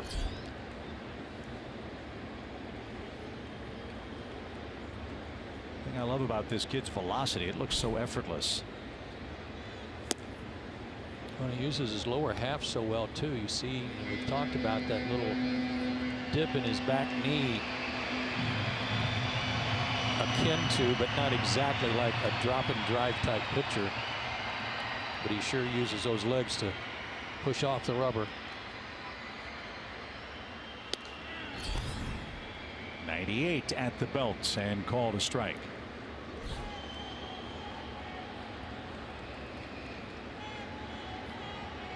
They're all four-seamers. He's not trying to make it sink or dive or cut.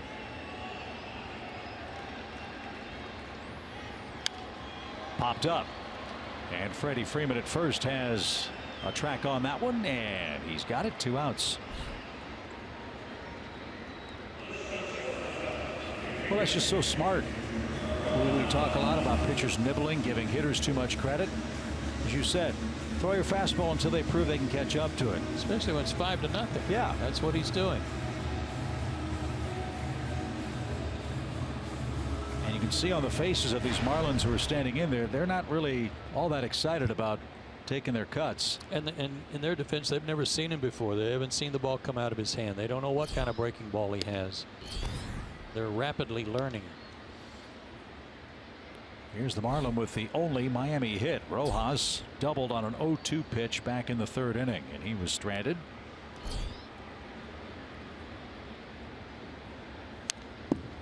And fouled away.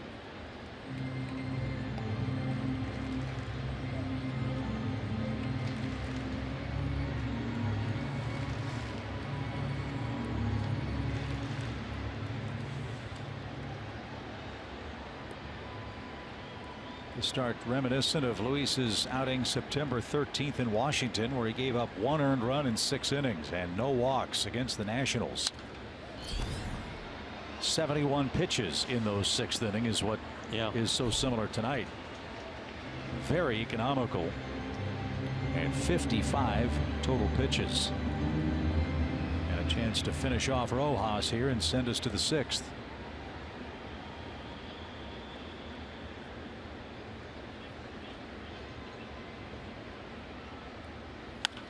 Back to the mound, and Gohara handles it. The belt, throws a strike to first, and the inning is over. 3 up, 3 down again. He's qualified for his 2nd win. He leads it 5-0.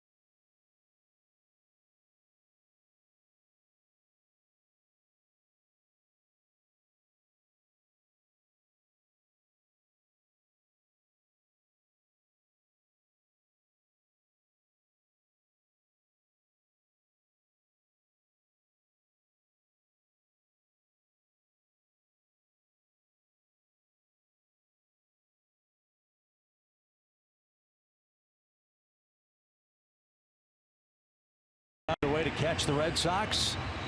It's still possible. Hopefully the Marlins won't catch the Braves tonight, who lead 5-0 after 5 innings, and they'll feast their eyes on the third Marlins pitcher of the game, right-hander Javi Guerra. Don Mattingly had him before in Los Angeles, knows what he was capable of doing, and so far some pretty good numbers since he was called up, although 7 walks and 9 strikeouts. Like that ratio to be a little better. First one right over the top to Dansby Swanson, who's 0 for 2 tonight. Good arm, throws hard, slider, curveball, change.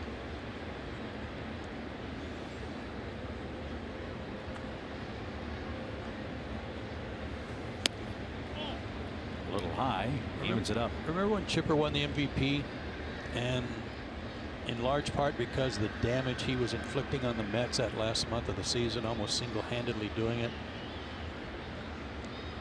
That may be going on right now in Colorado. You know the Rockies have got to win, and they're facing Ryu today. Nolan Arenado, 434-foot home run in the first inning.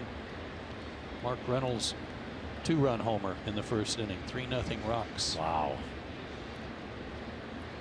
You made a great point before the game tonight as Dansby awaits a 1-2 pitch. And that's up and in. Every team that's going to the playoffs wants to get on a hot streak this time of year, and by your estimation almost everybody is, right? Yeah, let's run it down here real quick. Boston and the Yankees have both won 7 out of 10, even though they both lost last night. Playing great. Cleveland, you know, has been on a ridiculous streak, and they've won 8 out of 10. The Astros have won 4 in a row and 8 out of 10. The Cubs have won 7 out of 10. And the Dodgers have won 4 in a row. So everybody's kind of gone to the whip here when they started playing some of the regulars to get them ready. The only team that really isn't burning it up is Washington. And they have a winning record. They've won 6 out of 10. But you know, we saw them recently, and Dusty was in no hurry to try to win, to try to get home field advantage. He was more interested in getting his players ready, getting them back, getting them healthy. And that may be why they're 6 out of 10 instead of other better numbers. 3 balls, 2 strikes. Well, perhaps a preview for the Rockies. If they can knock off the Dodgers, clinch the second wild card, beat Arizona, then they would play LA in the first round of the playoffs. The Dodgers and Rockies face off 18-19 times every year, and I would assume there's, if not a healthy respect, certainly, Joe, a whole lot of familiarity. That's the word. That's the word, and that's why those teams, as much as bouncing ball to short, Rojas will field and fire to first. As great as the Dodgers have been, those teams out there know the Dodgers better than anyone. And both the Rockies and Diamondbacks have very good records against LA. So there's no secrets. And if Colorado were to face Arizona and have to face Zach Greinke, it's not that they don't consider him a good pitcher. It's just that they've seen him and they know what he throws and they know how he likes to throw. So there's no secrets there. Would you assume that the Dodgers, because of the strength of the record, no matter with whom they match up in that first round, would be the favorite? Of course. Okay. Would you say of the Dodgers, Cubs, and Nationals, if those teams lost in the first round, which would be the biggest upset in your estimation? As Micah Johnson hits. I think it would be Washington. And I say that because the Dodgers, you know, are stumbling to the finish line more or less because of that bad streak they were on. And I know they've won 102 games, so that would be a huge disappointment. But the high level of expectations on the Nationals with what they have assembled and the effort they put into acquiring strength in the back of their bullpen, and as well as those guys have pitched, that would be a real shock to me if the Cubs beat them. And the history of Washington's first round playoff losses, which has been nightmarish for them. But the National League figures to have some great series no matter how they stack up, whether it's LA, Arizona, or Colorado, even Milwaukee, because they can pitch with anybody. They were to somehow sneak in as Johnson strikes out. Well, I had Gretchen look it up for me. If Colorado and Milwaukee tied with the same record and had a one-game play-in, that would be Monday, and it would be at Colorado. Colorado won their season series 4-3. So I'd say advantage Colorado. How well they play there as Gohara shoots one down the line, foul, strike one. The real damaging part of that, Milwaukee can't afford to hold anybody back. They've got to win every game and hope for some help from the Dodgers. The Rockies, meanwhile, can kind of watch Milwaukee. The Rockies can watch Milwaukee and see if they lose. All of a sudden, they've got more breathing room. They can hold John Gray back instead of having to use him in a play-in game on Monday, let's say. I know we have 2 strikes and 2 outs. Is Gray the guy pitching best for Colorado right now, though, is the question. He'll be the guy in the wild card game, but the guy Tyler Anderson is a guy that's really dealing, and keep an eye on him.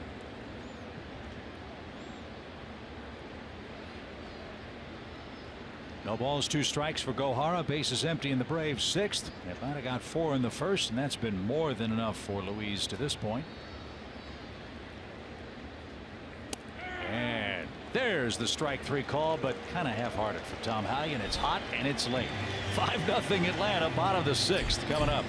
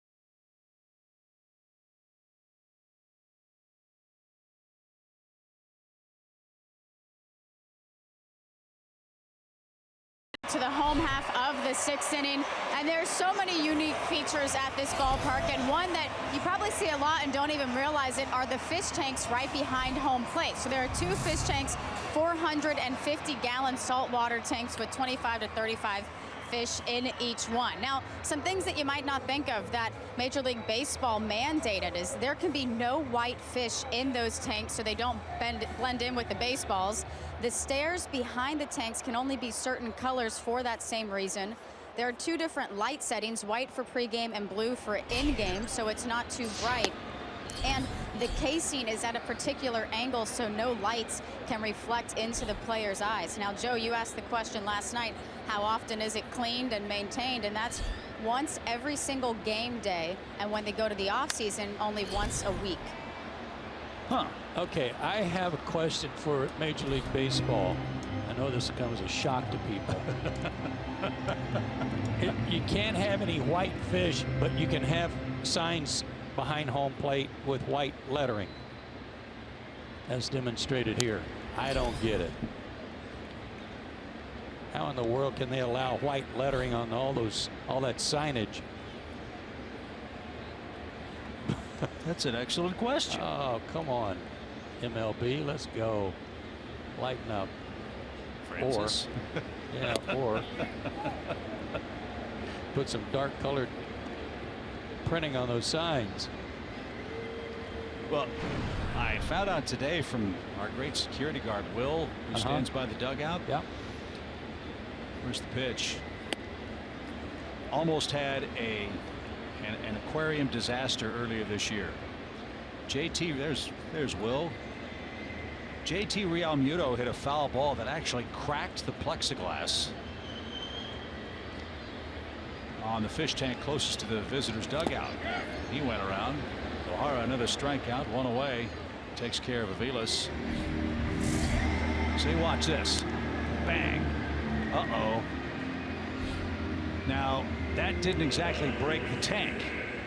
There's a plexiglass exterior barrier that protects the inner aquarium tank. Okay. Otherwise, it would have been like Finding Nemo and the fish are flopping all around the dentist's office. We would have had chaos and such. Talk about diving stops, diving plays. D. Gordon, the batter, and takes a strike. I have a bigger question for Major League Baseball and New Marlins ownership. Do you think Derek Jeter is going to keep the great sea creatures race that takes place between innings here with the shark, the stone crab, yeah, the octopus? Yeah, and there's one more that I can't figure out what it is. Well, we've only been coming here about 8 years. We haven't figured it out yet. Right. We don't have any idea what it is. Nothing into the count. Bouncing ball left side, and Dansby's going to have no play. There's an infield hit for D. Gordon. The Marlins have had their week's quota of those in the first 2 games. So he's closing in on 200 hits. 1-out single here in the 6th. What is that, 197 for him? 197.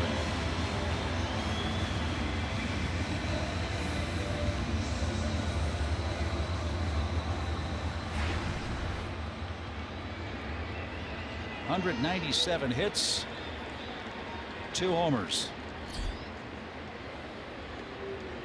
So 157 singles for D. Gordon. And here's Stanton, tonight's featured attraction. Giancarlo Stanton with 59 homers leads the National League in that category by 20. The next closest man is Cody Bellinger of the Dodgers with 39. Line toward the gap. Park's going to hold it. Adams got to it quickly. A beautiful play, and that's going to save a run. It's a double for Stanton, and the Marlins have their first threat. What an incredible run by Lane Adams to get that ball cut off. If he doesn't, if it gets to the fence, D. Gordon scores easily. This was scalded, but he didn't get it high enough. A low line drive. Of course, most of his homers are hit like that anyway. But a good play by Lane to cut it off. So things getting a little too interesting here in the 6th inning. With 1 out, the Marlins got an infield hit and a double, and now Ozuna's up there with his 36 homers and 119 RBIs. Braves 5, Miami 3. And a fly ball down the left field line. Curling, curling, curling, but fair. That's high off the fence. 2 runs will score. Ozuna chugging into second with a double on the first pitch. And it's a 3-run game.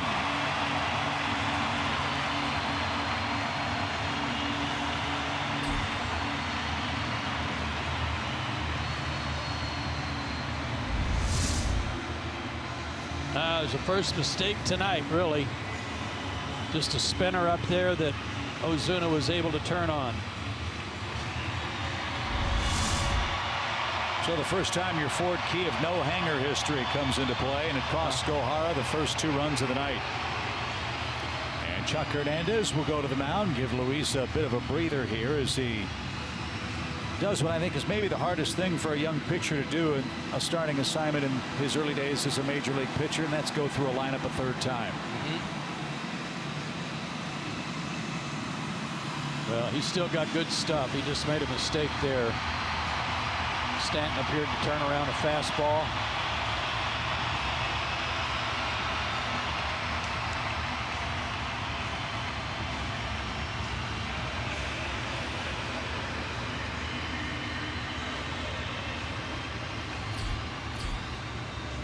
Only 67 pitches, very few of them high stress pitches, but Gohara has a few of those now. As Real Muto, the batter, with a man aboard, 1 out and 2 in. He had a rocket to third base back in the 4th inning and was retired for the 2nd out. And he was a little late on a 97-mile-an-hour fastball.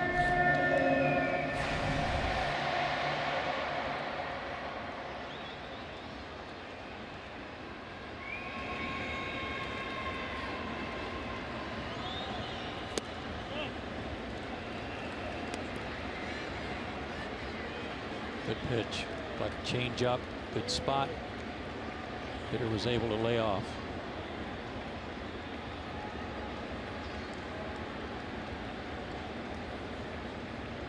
One ball, one strike. Line drive left field. Ozuna had to wait, and he'll stop at third. Miami has hit the ball hard this inning. That's 4 straight hits, and they've got runners at the corners. And they're bringing the tying run to the plate, Justin Bour.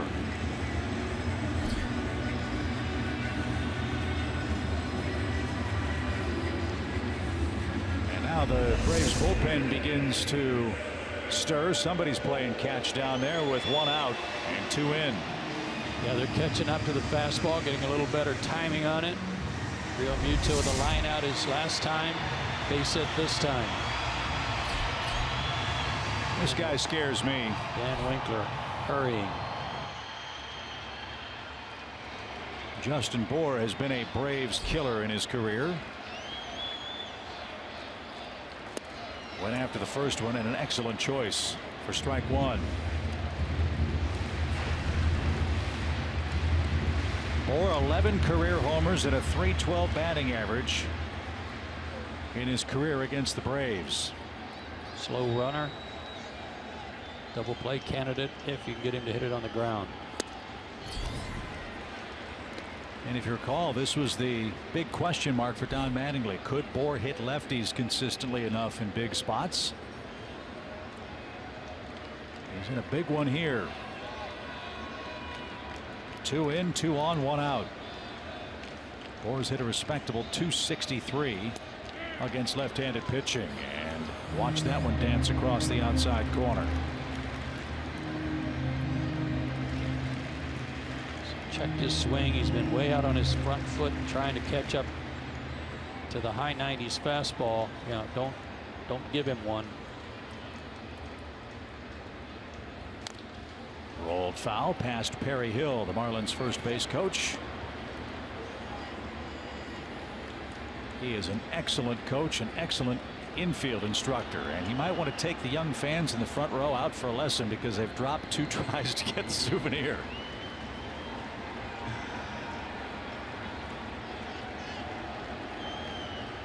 Another 1-2. Fought off.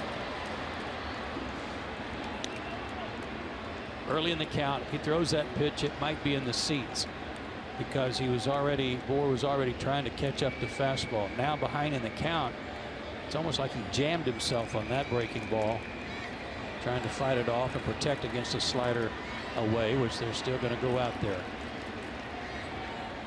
And Bour chased one down and away. Nice pitch for the 2nd strikeout of the inning.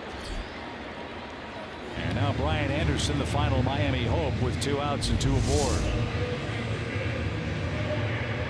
Beauty. Just took him a little bit farther out. Set up a little bit by the pitch before that jammed him. But you love it when young pitchers can get strikes without throwing them? Yes, absolutely. And it would be easy to go to Winkler here. I'm glad that Brian Snitker is not. You got to learn something about getting out of jams too. So ball one to Brian Anderson, the Marlins third baseman. He's lined out to short and he's struck out. That came in the fifth.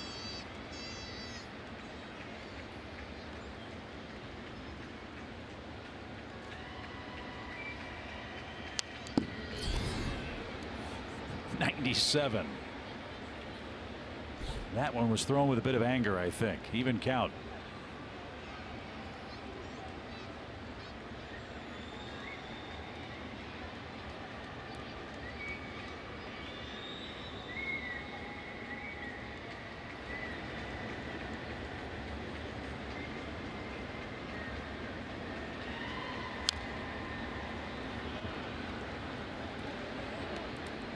He's done a good job with his off-speed pitch. The only mistake was to Ozuna. Left it up in the zone. So one more strike and he can live to tell that tale. He leads by 3 runs. It's a 5-2 game. Top of the order is coming up for the Braves in the 7th. Now the pitch. Swing and a miss. He pulled a string and struck out the side. The Marlins get 2 runs thanks to 4 consecutive hits, but Gohara preserves the lead. It's now a 5-2 Atlanta game after 6 at Marlins Park.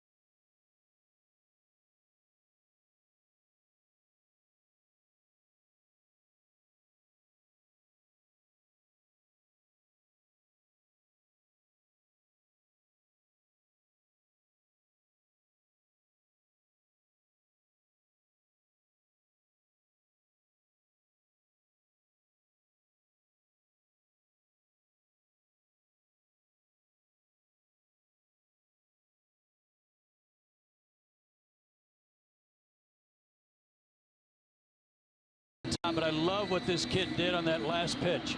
He altered his delivery. He went to kind of a slide step, so he kind of jumped at the hitter and then threw him something slow off speed and had Anderson kind of jumping back at him and way out in front. That was a great delivery to get out of that. Not pitching like a 21-year-old, is he? No, sir.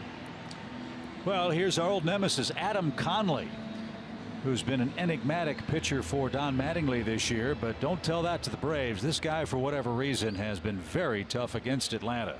Yeah, he's got great stuff. I don't know why the ERA is that high. I have no idea why his record is what it is.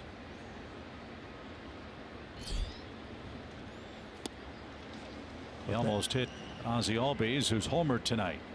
That arm action and his stuff, results ought to be a lot better.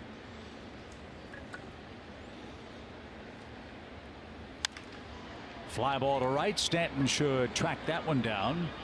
And shy of the track, he's there for the first out. Conley's not overpowering to the extent that he's a mid-90s guy. He's 89 to 92. Great slider, great changeup.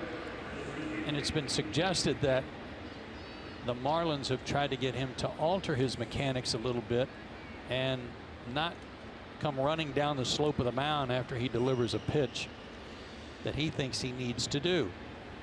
So there's a little bit of hard-headedness built into this too.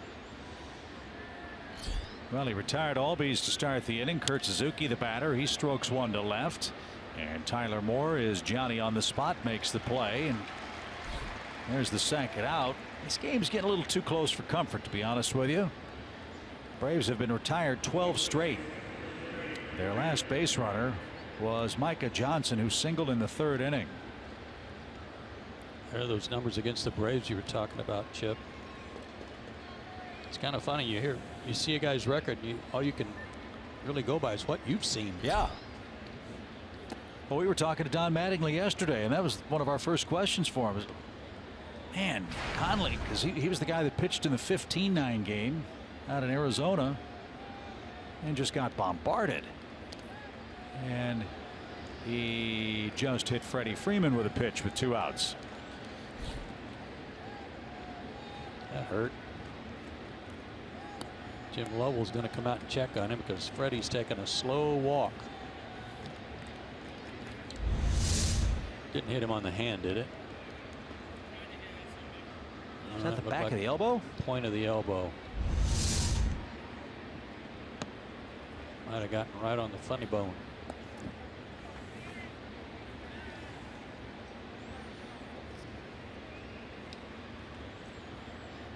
He says he's all right. So Freeman at first with 2 outs for Nick Markakis, who's hit 2 line drives and has struck out.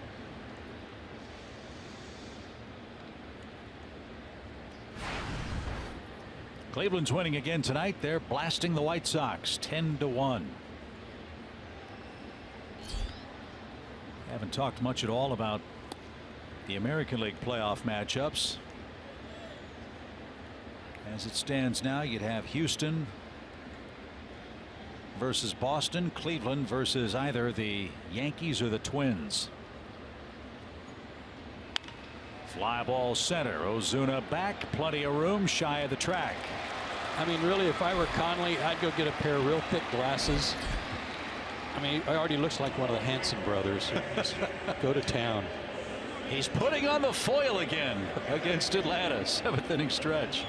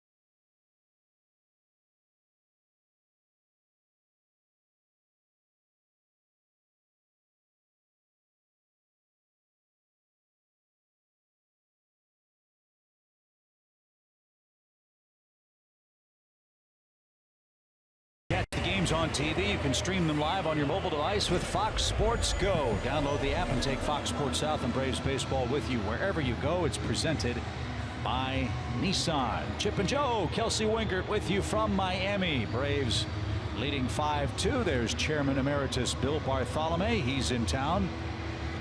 I'm guessing Mr. Bartholomew had a chance to perhaps talk with either the old owners of the Marlins or the prospective new owners of the Marlins, Bruce Sherman and Derek Jeter. Mr. B looks good. Never see him without his sport coat. No. He does look good. Always dapper.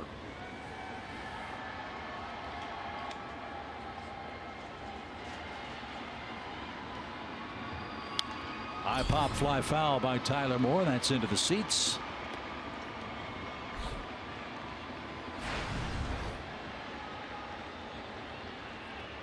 And it's 1-1 to the Miami left fielder Tyler Moore, who's 0 for 2. Moore, Rojas, and then the pitcher's spot. Gohara had an active 6th inning. See how he rallies here in the 7th. Pitch count still very reasonable. 83 of them.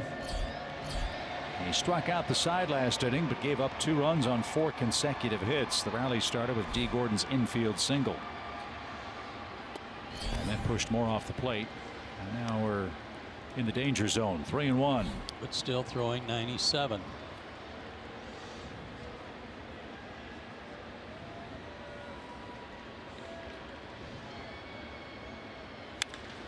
Line drive center. Lane on the run. Still going. Won't get it. That's up against the LED scoreboard. And Tyler Moore hammers a 3-1 pitch for a stand-up double.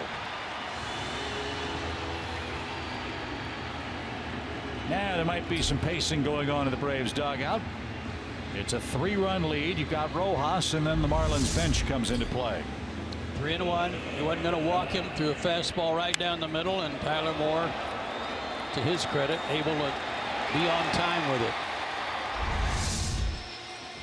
Short hopped that wall out there. That was hit a long way. Yeah, just about any place else that might have had a chance to get out.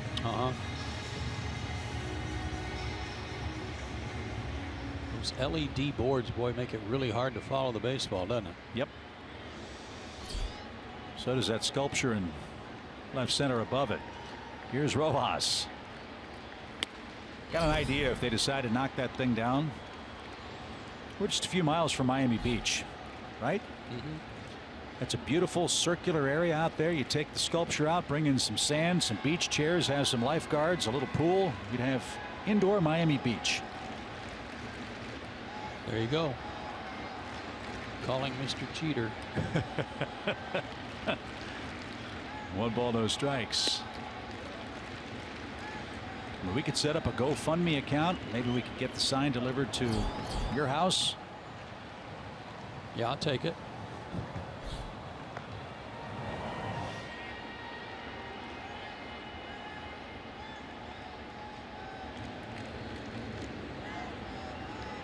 Two balls, no strikes. And fouled away to the screen. Falling behind a little more in the count now.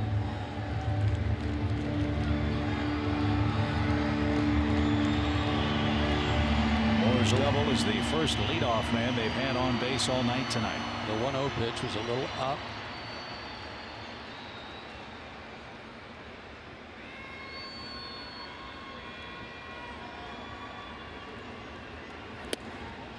Up again.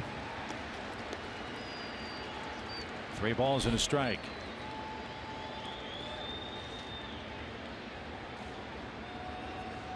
Tomas Telis is on deck.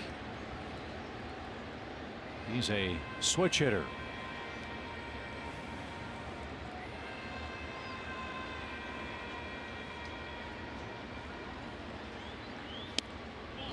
And that's outside. So a double and a walk brings the tying run to the plate with nobody out. Brian Snitker doing some pondering.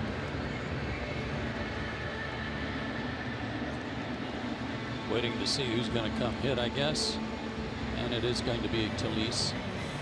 And it is going to be Brian Snitker, who's on his way out to the mound, and that's going to be all for Gohara.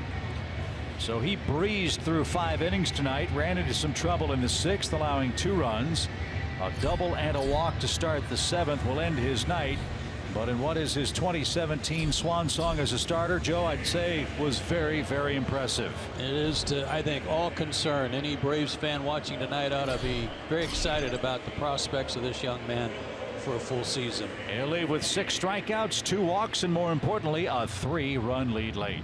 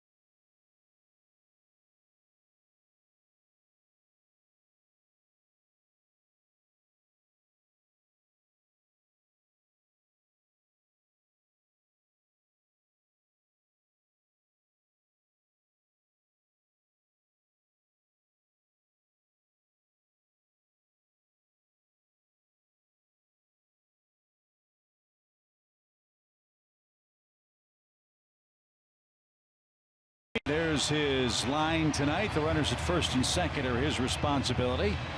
Braves turn the game over to another young flame-throwing left-hander. It's A.J. Minter.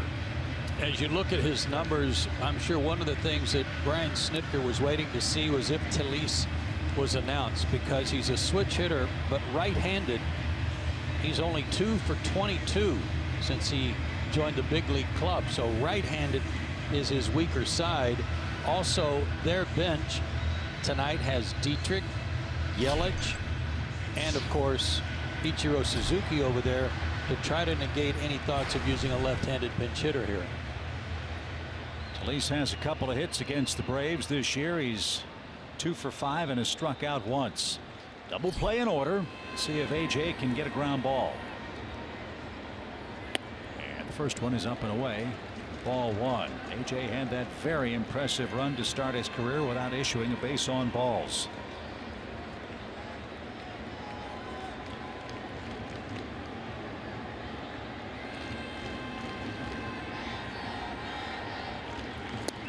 Good pitch. Tied up Talise. A swinging strike. That walkless streak ended on September 26th against the Mets. That is a good pitch. Call it a cutter if you want. It's a little more like a short slider to me.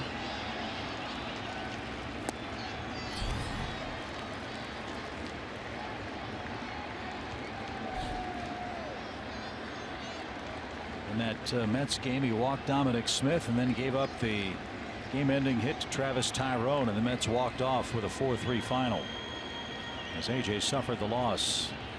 His first, the 2-1 pitch. Line drive, base hit left field. Moore had to hold up to make sure Swanson didn't catch it. He couldn't, and Miami's got him loaded with nobody out.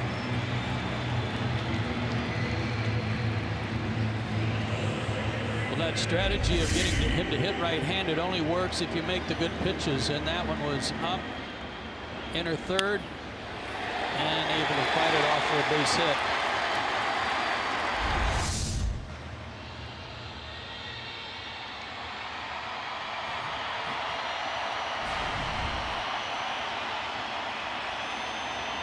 So D. Gordon's up. He's got an infield hit and has scored a run. No place to put him. Nobody out.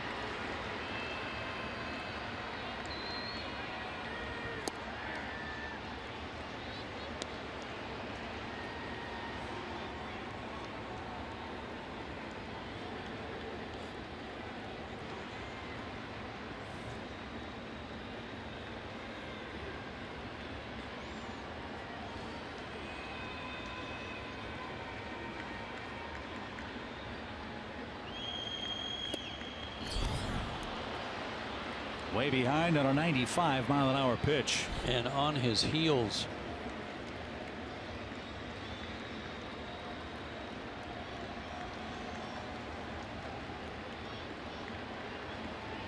Moore, Rojas, and Talise, the Miami runners from third to first. And the 0-2 pitch.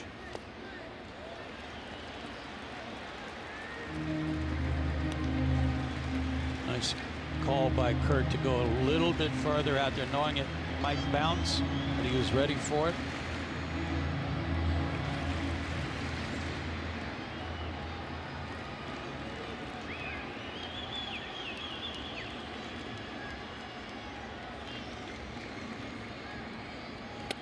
Oh, D. Gordon just wore one.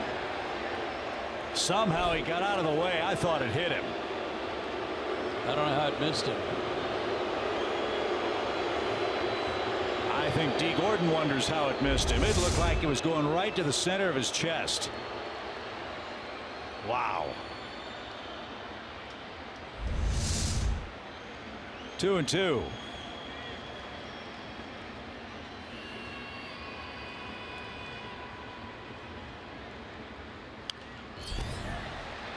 Hung in there on that one, however. And he's still alive. Giancarlo Stanton is on deck. The Braves have a right-hander in the pen. It's Dan Winkler.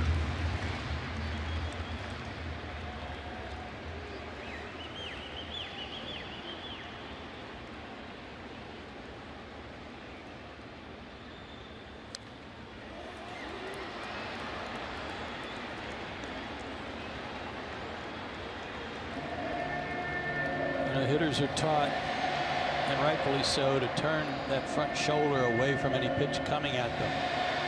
You know, the ear flap is on that side to try to turn, in D's case, to his left. He went to his right, and if he'd turned the correct way, he'd have probably gotten hit. Swing and a miss. Minter gets Gordon to flail away, and there's the first out of the inning. And Minter gives up a hit and gets the Gordon strikeout. And Giancarlo Stanton's going to come up with the bases loaded and one out. And he's going to be facing Dan Winkler.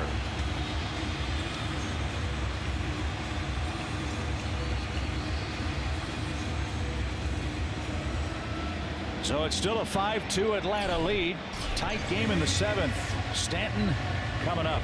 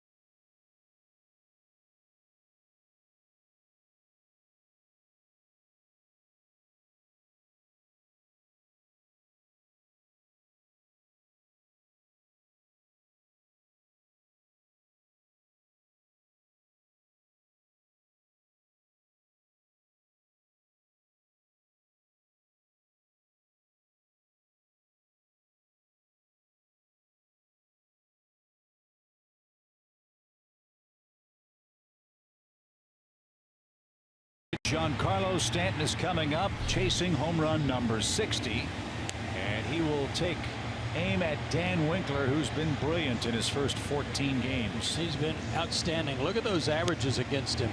059 and 130. Outstanding. Throws hard, good slider. He's going to need one here. Stanton against him, 0 for 1 with a strikeout. The 60 homer club: Bonds, McGuire, Sosa, Maris, and Babe Ruth. Giancarlo one away with 2 games plus left in regular season action.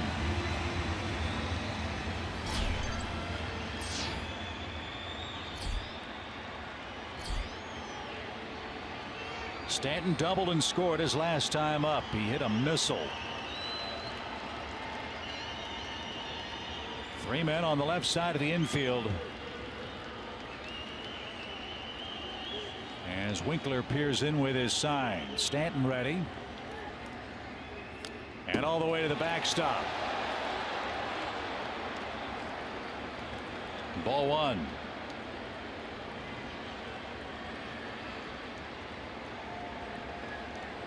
That might have nailed an Atlanta runner playing in a visiting ballpark, but the Marlins runners, in this case Tyler Moore, knew that it might come back.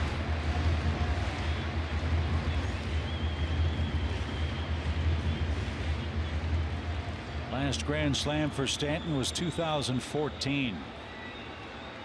This year only 5 at bats with bases loaded. It's Freddie Freeman like. 1 ball, no strikes. Little roller hit slowly toward third. Rio gloves, throws nowhere. Infield hit again.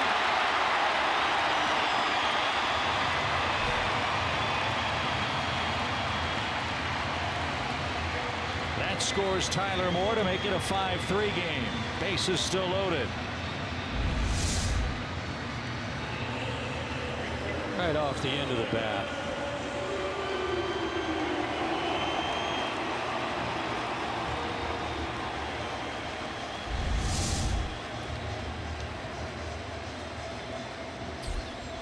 RBI number 130 for Giancarlo Stanton.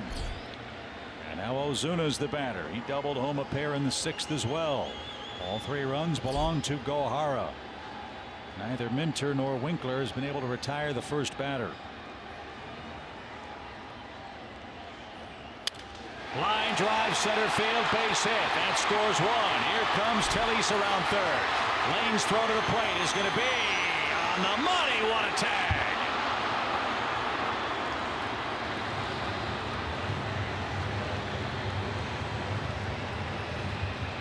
Lane Adams has been real hesitant on his throws in the last week or so when he's been out there more often.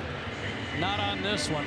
He's played a good, solid center field tonight, and he came up throwing. Excellent footwork.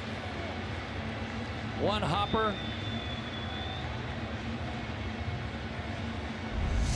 Terrific play. So the Marlins score a second run. That's 4 allowed by Gohara. That ends his line tonight. Stanton at second, Ozuna at first. Freddie Gonzalez, the Miami third base coach, made Adams make a great play. He did.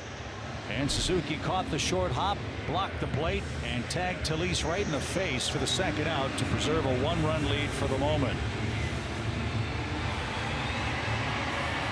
So Winkler's given up 2 hits. He's gotten an out thanks to his defense. And now JT Realmuto is the hitter. He's 1 for 3.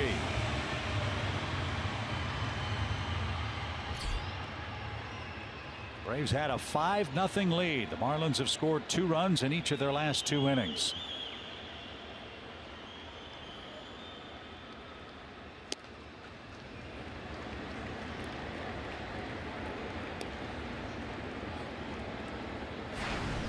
If somehow this inning gets to Justin Bour, Sam Freeman is in the pen. Let's worry about him in the 8th. Pitch. Line down the right field line, slicing away from Markakis, and foul. It's an even count.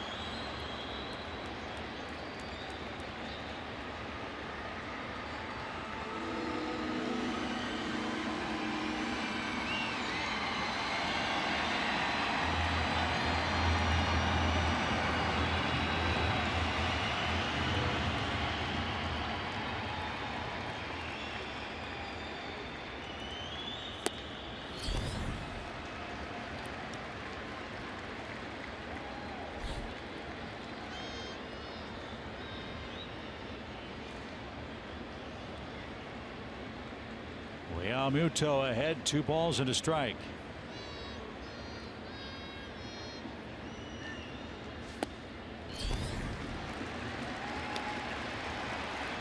Three and 1. And Realmuto, kind of like Tyler Moore, when he's in a fastball count, he's on it no matter how hard you throw.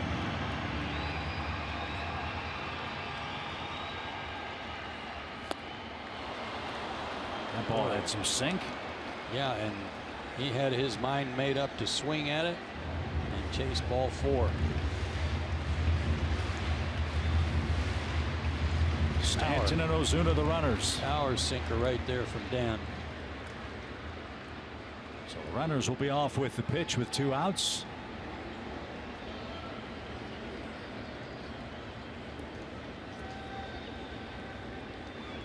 Outfield straight up for Realmuto, but huge gaps because of the large dimensions here in both left and right center.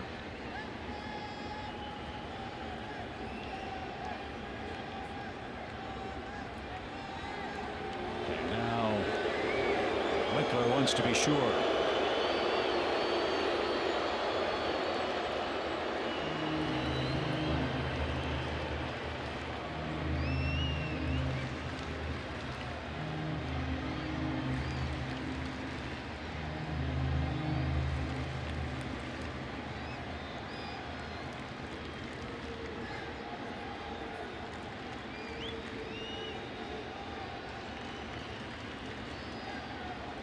The 3-2 is fouled away.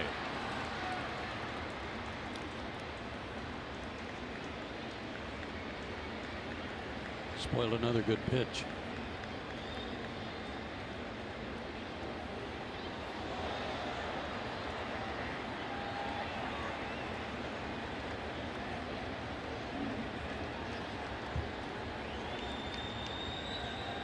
We'll do it again.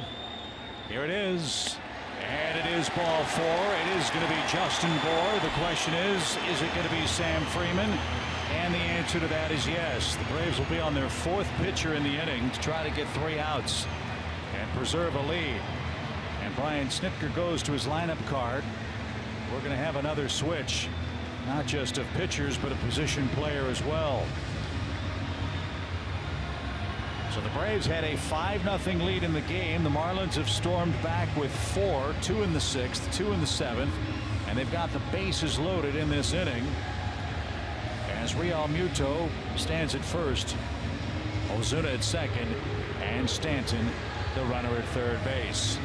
Things very interesting in the last of the 7th in Miami. Sam Freeman is on to face Justin Bour. We'll see how it works out after this.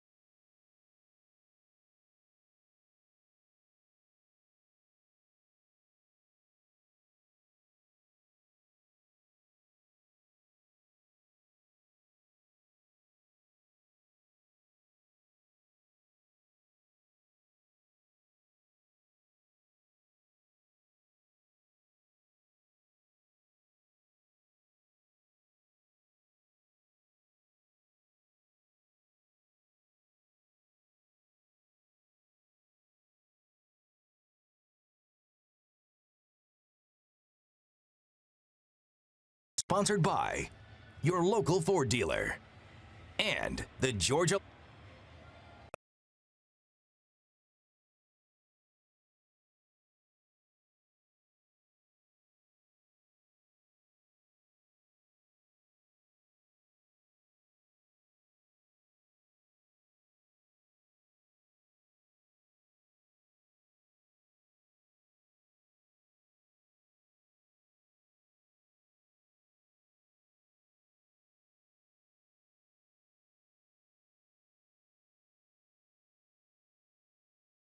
Is sponsored by your local Ford dealer and the Georgia Lottery. Things were beachy for the Braves, but they've gone south since a 5-0 lead. Changes for Atlanta. Ender Inciarte checks into play center. Lane Adams moves to right. Nick Markakis is out of the game. Sam Freeman is in, and he's in a mess. Bases loaded, 2 outs. Atlanta by a run, and he's facing Justin Bour. Yeah, and he last worked 3 days ago at New York. Gave up a run, and it was an unearned run. Walked a batter, also struck 1 out in 1 inning.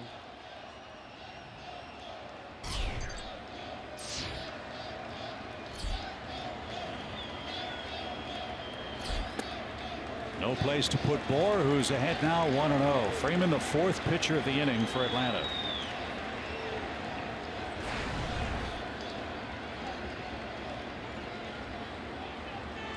For 1 with a strikeout against Sam.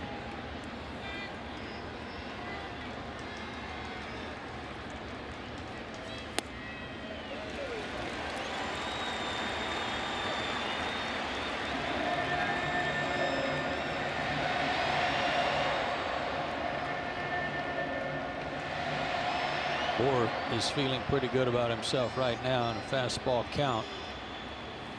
Let's see if Sam obliges. He did, and got the call. 2-1. Perfecto too at the knees on the outside corner.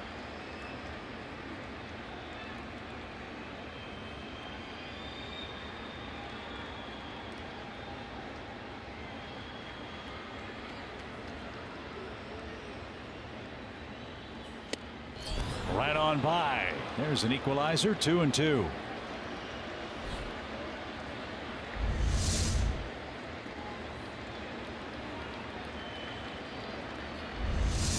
Came after him with his best fastball, won the battle.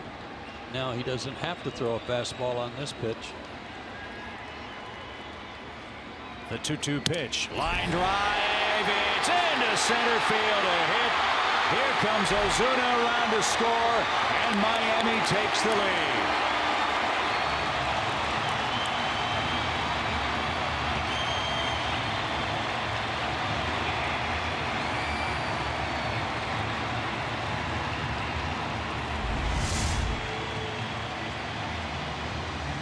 Fastball, fought it off. Didn't get it all by any means, but dropped it in there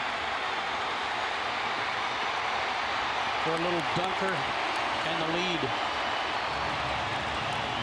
None of the Braves relievers that have come in this inning have been able to retire the first batter they faced. And Brian Anderson, the 9th man to bat. The inning started with a double for Tyler Moore off Gohara. He walked Rojas, then Luis was lifted. Minter came on and gave up a single, then struck out D. Gordon. He was taken down with Stanton up.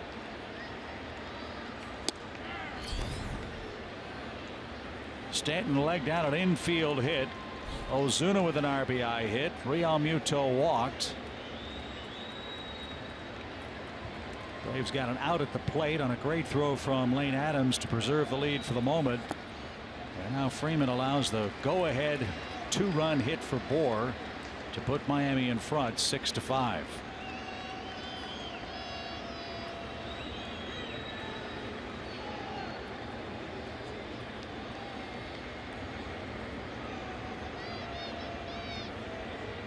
The 2-1 is in for a strike. So the shame of this is Gohara can't win the game. The luck of this is Dan Straley, who was awful, is off the hook. Yeah. As Nicolino, Guerra, and Conley to this point, 4 hitless innings of scoreless relief for Miami. 2-2. That's bounced foul. And again with a 5-0 in the lead for Atlanta after 2 innings. After Micah Johnson's 3rd inning hit, the Marlins have retired 13 of the last 14 Atlanta hitters. The only man to reach was Freeman, and he was hit by a pitch.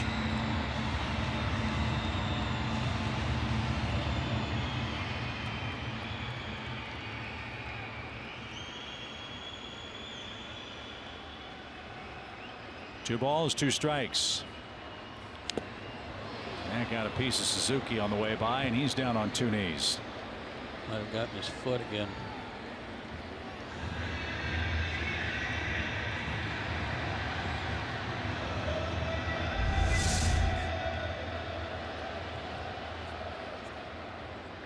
Oh, in that same spot, that little bitty flare of a pad right on the ankle and right above the instep. It's right where he got hit in New York.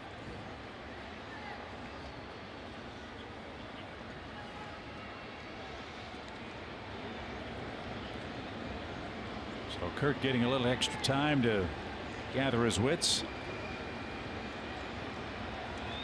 And now a 2-2 pitch for Brian Anderson. Fly ball well hit right. Lane on the run to the warning track. Reaches up and makes the play. And that retires the side. Anderson hit it 389 feet. Needed to hit it 392 to get it out. But Miami with a big inning. 4 runs in the 7th. They bat around and take the lead. 6-5 your score. Let's send it back to Atlanta.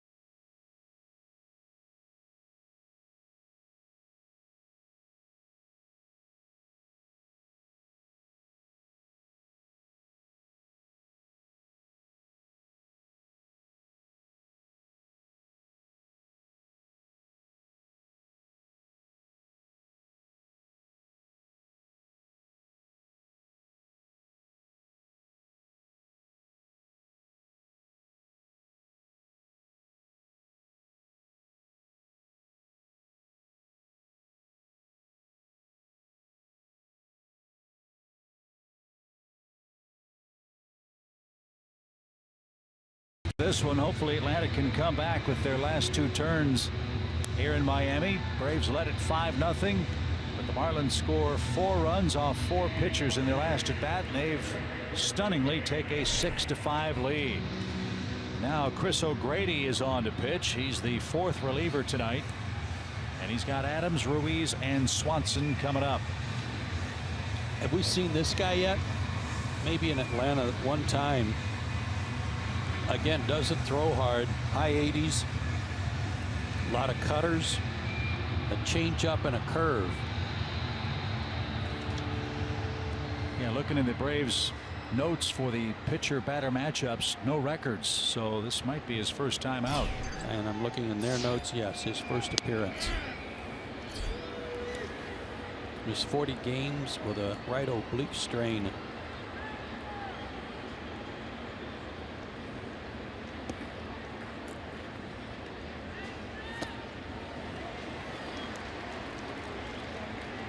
Marlins signed him in April. And he's ahead of Lane Adams, 2 quick strikes. Lane's hit a home run tonight. He's thrown out a runner at the plate.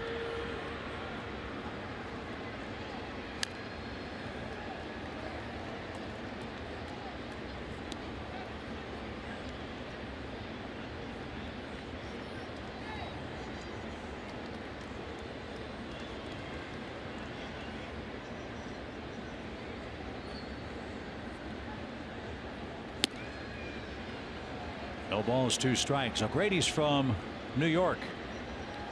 Went to Clarkstown High School. He was a quarterback. Tore 3 knee ligaments in his right knee. Missed his senior season that year.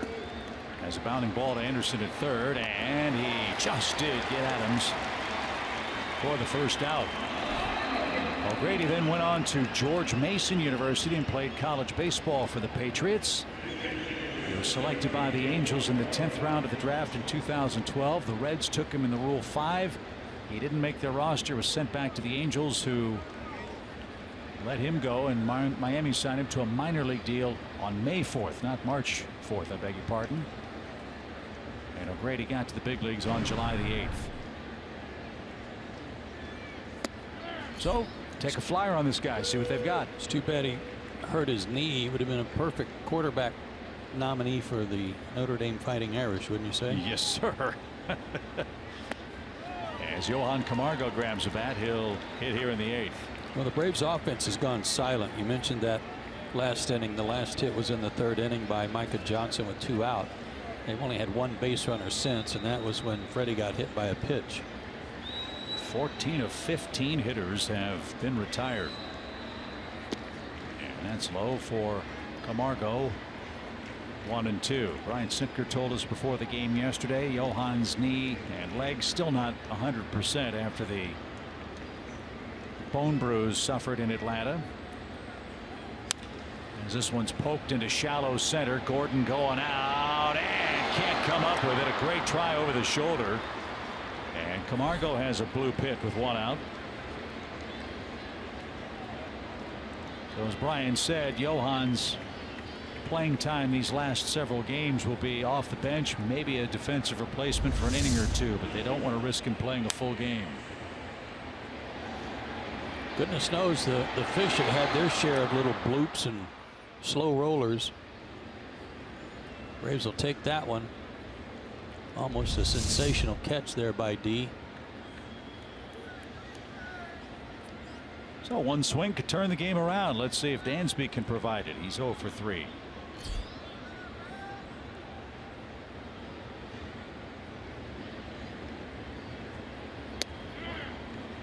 And in for a strike.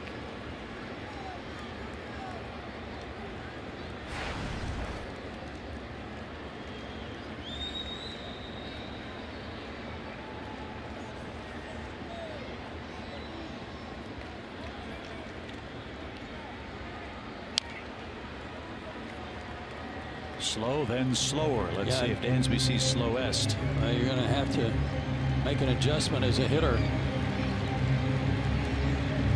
Not expect too much.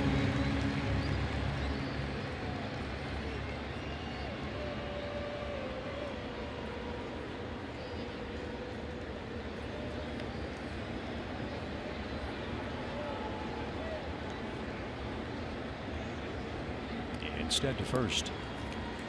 Brewers are winning in St. Louis 2-1 over the Cardinals. That game's in the 6th inning at Busch Stadium. Brewers need some help if they're going to get in as a wild card. O'Grady checks the runner and delivers. 1-2. It's Chase Anderson and John Gant, former Brave. Hope John has a nice long career with the Cardinals. Good guy.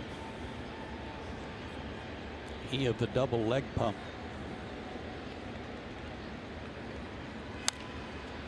And the Vulcan changeup.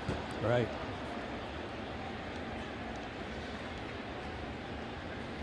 Padres and Giants get started out west in a little while. Got to tip your cap to the San Diego Padres, a club that many thought was going to lose 100 games. They're 70-89 this year. And with all those kids they promoted from A ball to begin the season.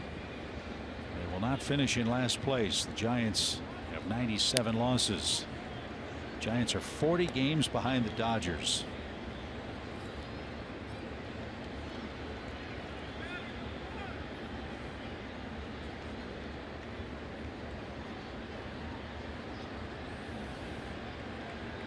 Houston leads Boston 3-2, top 9 at Fenway. The pitch is line past third and into left field. So Dansby didn't miss his pitch. Second hit of the inning, first of the night for Swanson. And Tyler Flowers grabs a bat. He's going to stand in.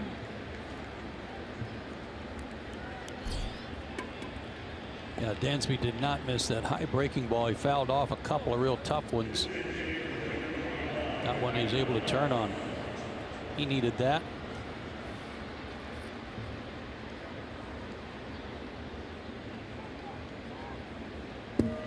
And here comes Don Mattingly. So O'Grady faces 3 hitters, retires 1. 2 hits, no walks or strikeouts, and both managers liberally using their bullpens tonight. Marlins protecting a 1-run lead. Tyler Flowers will be the hitter. We'll tell you who the new Marlins pitcher will be in just a moment.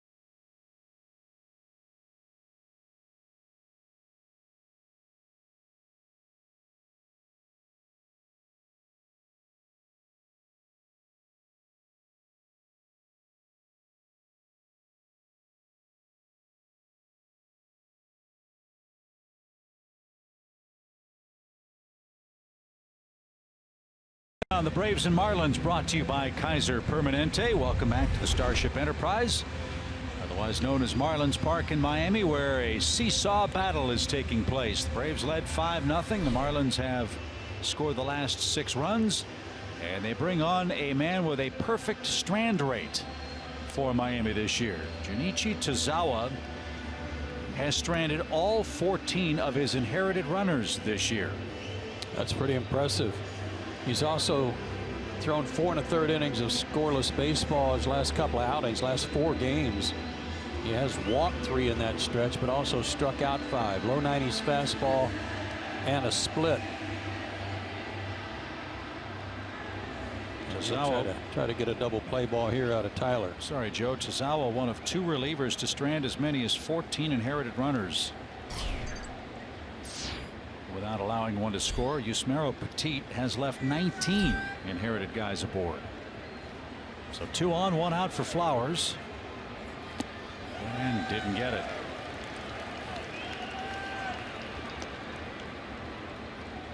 Flowers is 0 for 1 with a strikeout versus Tazawa, but has had an excellent offensive September. Both he and Kurt Suzuki. We're in the 8th, 2 on, 1 out, 1 run Miami game.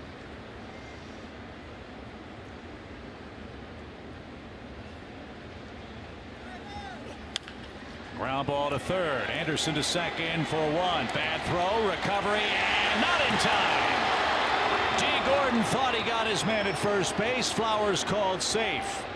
And the inning for the moment is still alive. Tim Wallach will check the replay in the Marlins clubhouse. And Don Mattingly looking right away, saying, I want to check this out.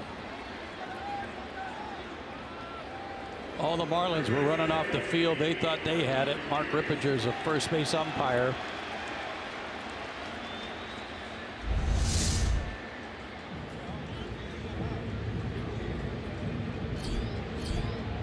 Got him.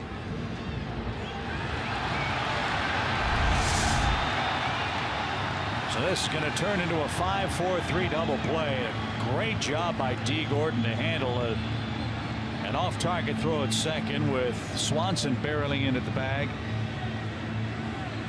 But our review leads us to believe that's going to be an inning-ending 5-4-3 double play. Tyler stayed back, looked for the breaking ball, got it, but he hit it right at Anderson. Best view right here is ball and glove, foot up. And the call is overturned on the Marlins challenge, and Tazawa strands his 15th base runner. Braves are out of luck in the 8th. 6-5 Miami. We head to the bottom half.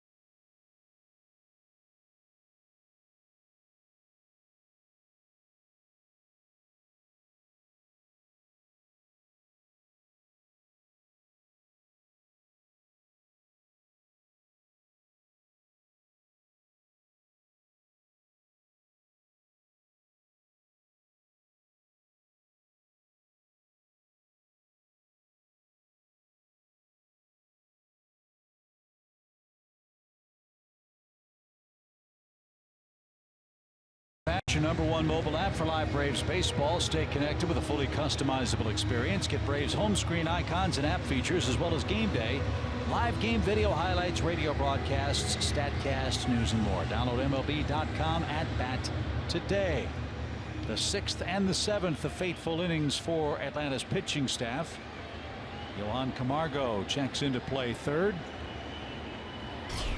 Jace Peterson's taken over in left. Sam Freeman continues on the mound. Miami batted around in the 7th. 4 runs off 4 different Atlanta pitchers. It all started with a Tyler Moore double off Luis Gohara. who went 6 innings, 6 hits, 4 runs, 2 walks, 6 strikeouts. The 4 runs somewhat deceptive because he was in complete command. But none of the Braves relievers could retire the first batter they saw in that 7th inning, and the Marlins capitalized. That stat sometimes gets overlooked, but it's such a huge number for relief pitchers. And tonight was a great example of it when they all came in with ducks on the pond and needed an out.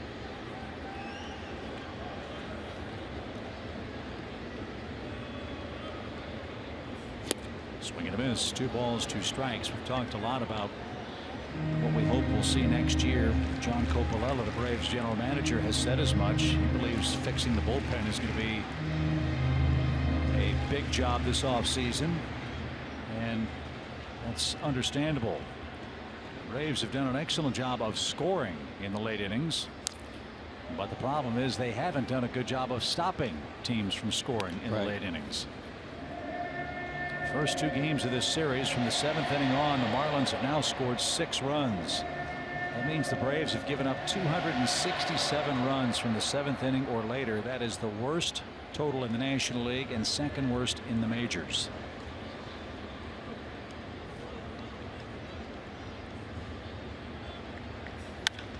Fly ball, pretty well hit by Moore to right. Drifting back is Adams, up against the fence, and he hauls it in front of another LED scoreboard. Moore hit it a mile, but he's retired for the first out. Adams has had himself quite a night. One last check before he got right to the screen. Another good play. What a night. Couple of excellent grabs. He's thrown out a runner at the plate, and he's hit a homer. So here's Miguel Rojas. Base is empty, 1 out. He's doubled, walked, and scored tonight.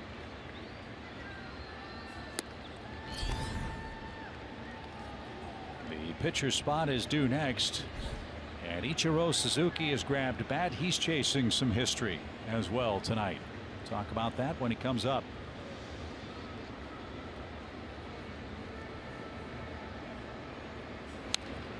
Good cut by Rojas, who fouled it back. Even count.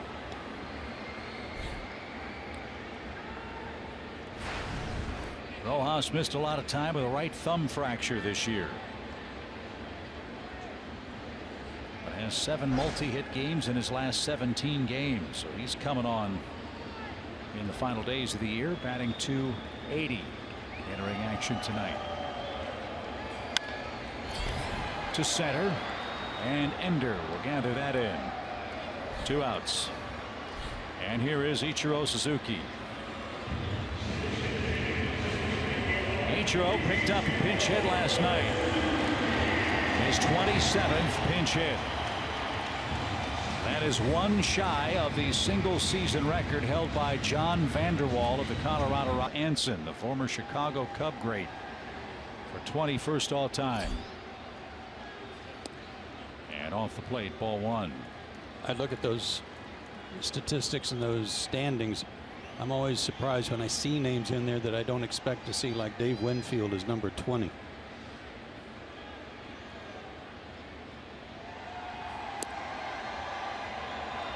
I think the last time we saw the Marlins in Atlanta, Ichiro passed Rusty Staub for the most pinch hit appearances for a single season. This is his 107th appearance as a pinch hitter, his 98th at bat, and a little flare towards short is going to be caught by Dansby, and that thwarts Ichiro's quest for Vander Wal's record, and it sends our game to the 9th inning. Ender Inciarte will lead off for Atlanta. The Braves need 1 to tie and 2 to take the lead.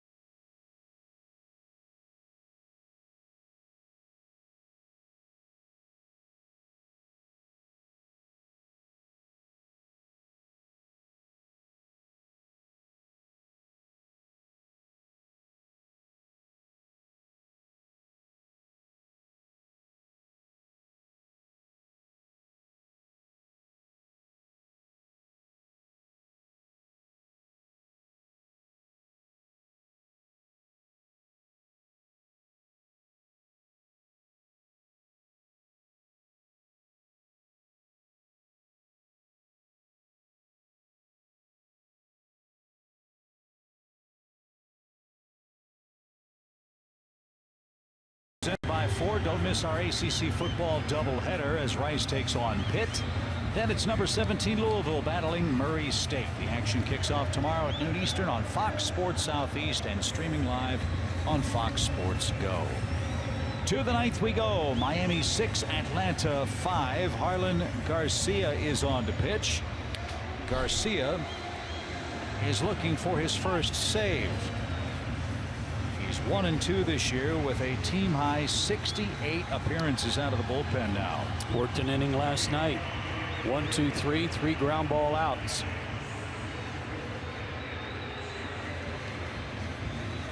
So he'll face Ender Inciarte leading off the 9th. Ender came in the flip-flop batting order, you recall.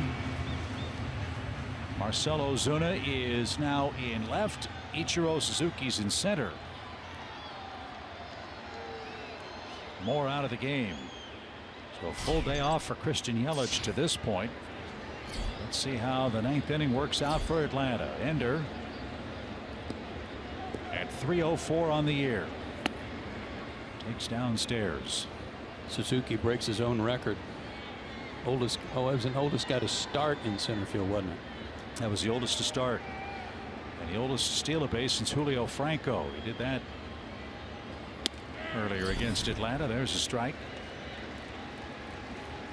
Garcia's got a big arm, upper 90s fastball, slider, change.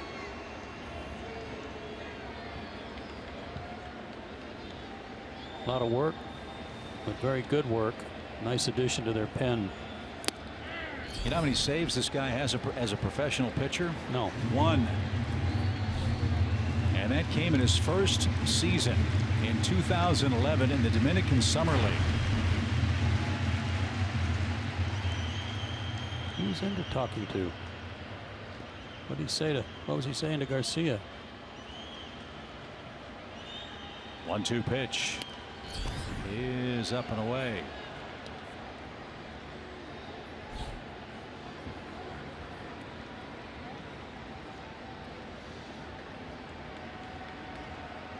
So a chance for Don Mattingly to find out if this kid can close a game in the bigs. And he's off to a good start. He just struck out Inciarte. And they're chirping. Not sure what that was all about. Yeah, but it was on a pitch about 2 or 3 pitches ago. I don't know if Harlan Garcia had said something to Ender or not. It got it started. It's the way that ended. Stare down.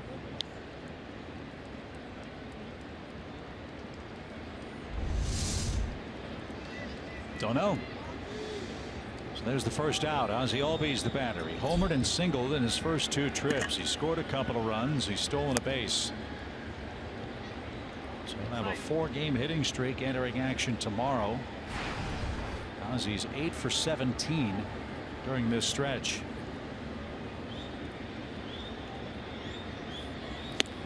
And he was overpowered with a 95-mile-an-hour fastball.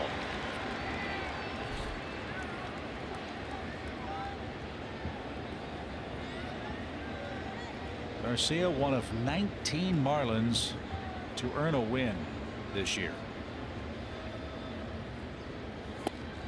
That's amazing. 19 guys have earned 71 victories. A ton of guys that they've run through here. Some they've traded away that have some of those wins. Phelps, Ramos, to name a couple. Yeah. 75 victories for Miami. Hitting for 76 tonight. 3 balls and a strike. Fast guy with Suzuki and Freeman lurking. Ozzie represents the tying run.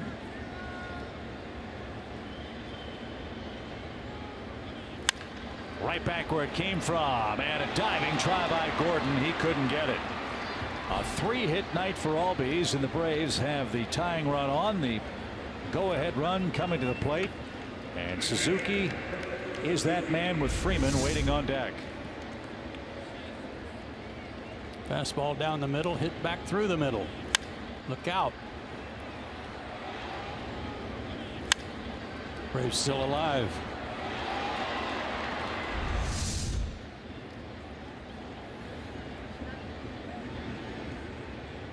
Like Albies, Suzuki was 2 for his first 2. 18 homers for the Braves backstop.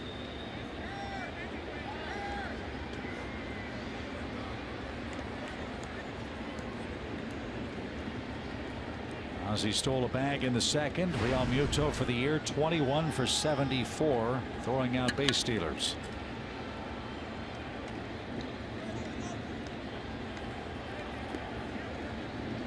Braves trying to pick up a run in the ninth. 4-2 the pitch.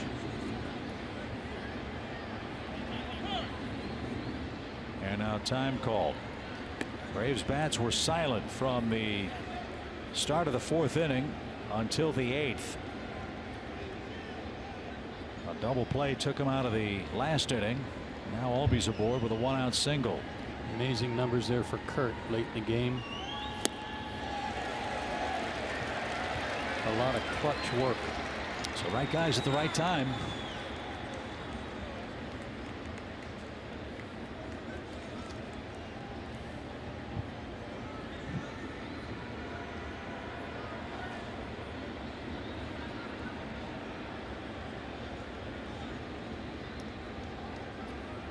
The 0-1 is inside, even count.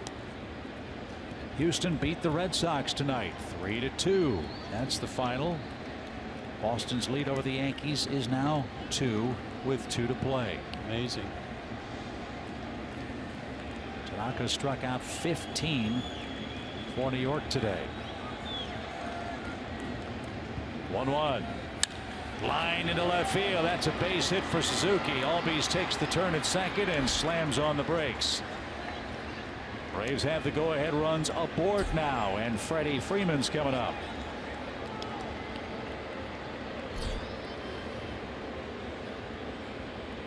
Maybe that little back and forth between Garcia and Inciarte got the Braves fired up.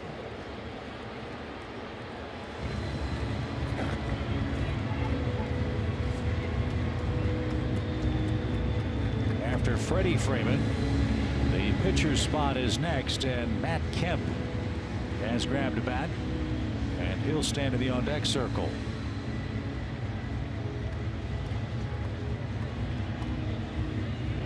And with Suzuki aboard, the Braves call on Max Fried to pinch run.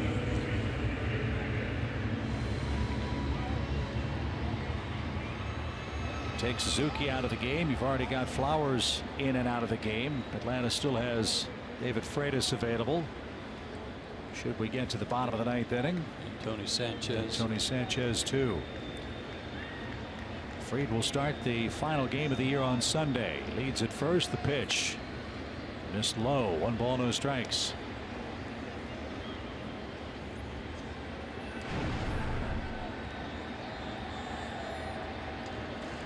Another base hit for Suzuki late in the ball game. He and Albies combined for 6 hits tonight. 1-0 count in the dirt. Brad Ziegler's up in the Marlins pen.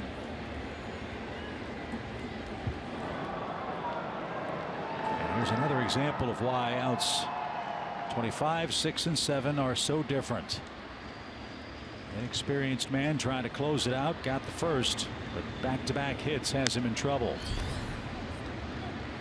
And Freeman fought her off and faces a 2-1 pitch next. Kind of makes me think there's something wrong with Ziegler that they didn't already have him in there. He, among their pitchers that are still here, has the most saves with 9. Remember, he pitched in Atlanta and gave up a game, one of the walk-offs, and had some back problems. They're treating him with care here. Late pitch low. 3-1. Well, Freddie can elect to look for something other than a fastball if he wants. I got to sit on fastball, look for it right down the middle.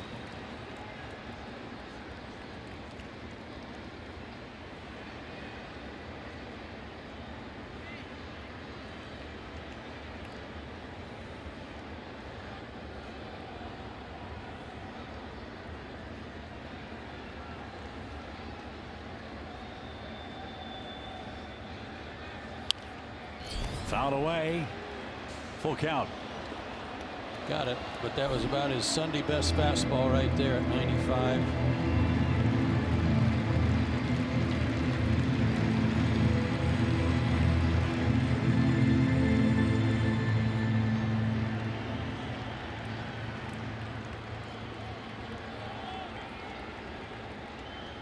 Three balls, two strikes. Albies at second, Fried at first. Here it is.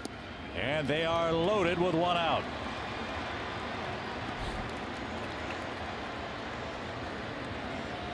So here comes Don Mattingly. Matt Kemp will be announced.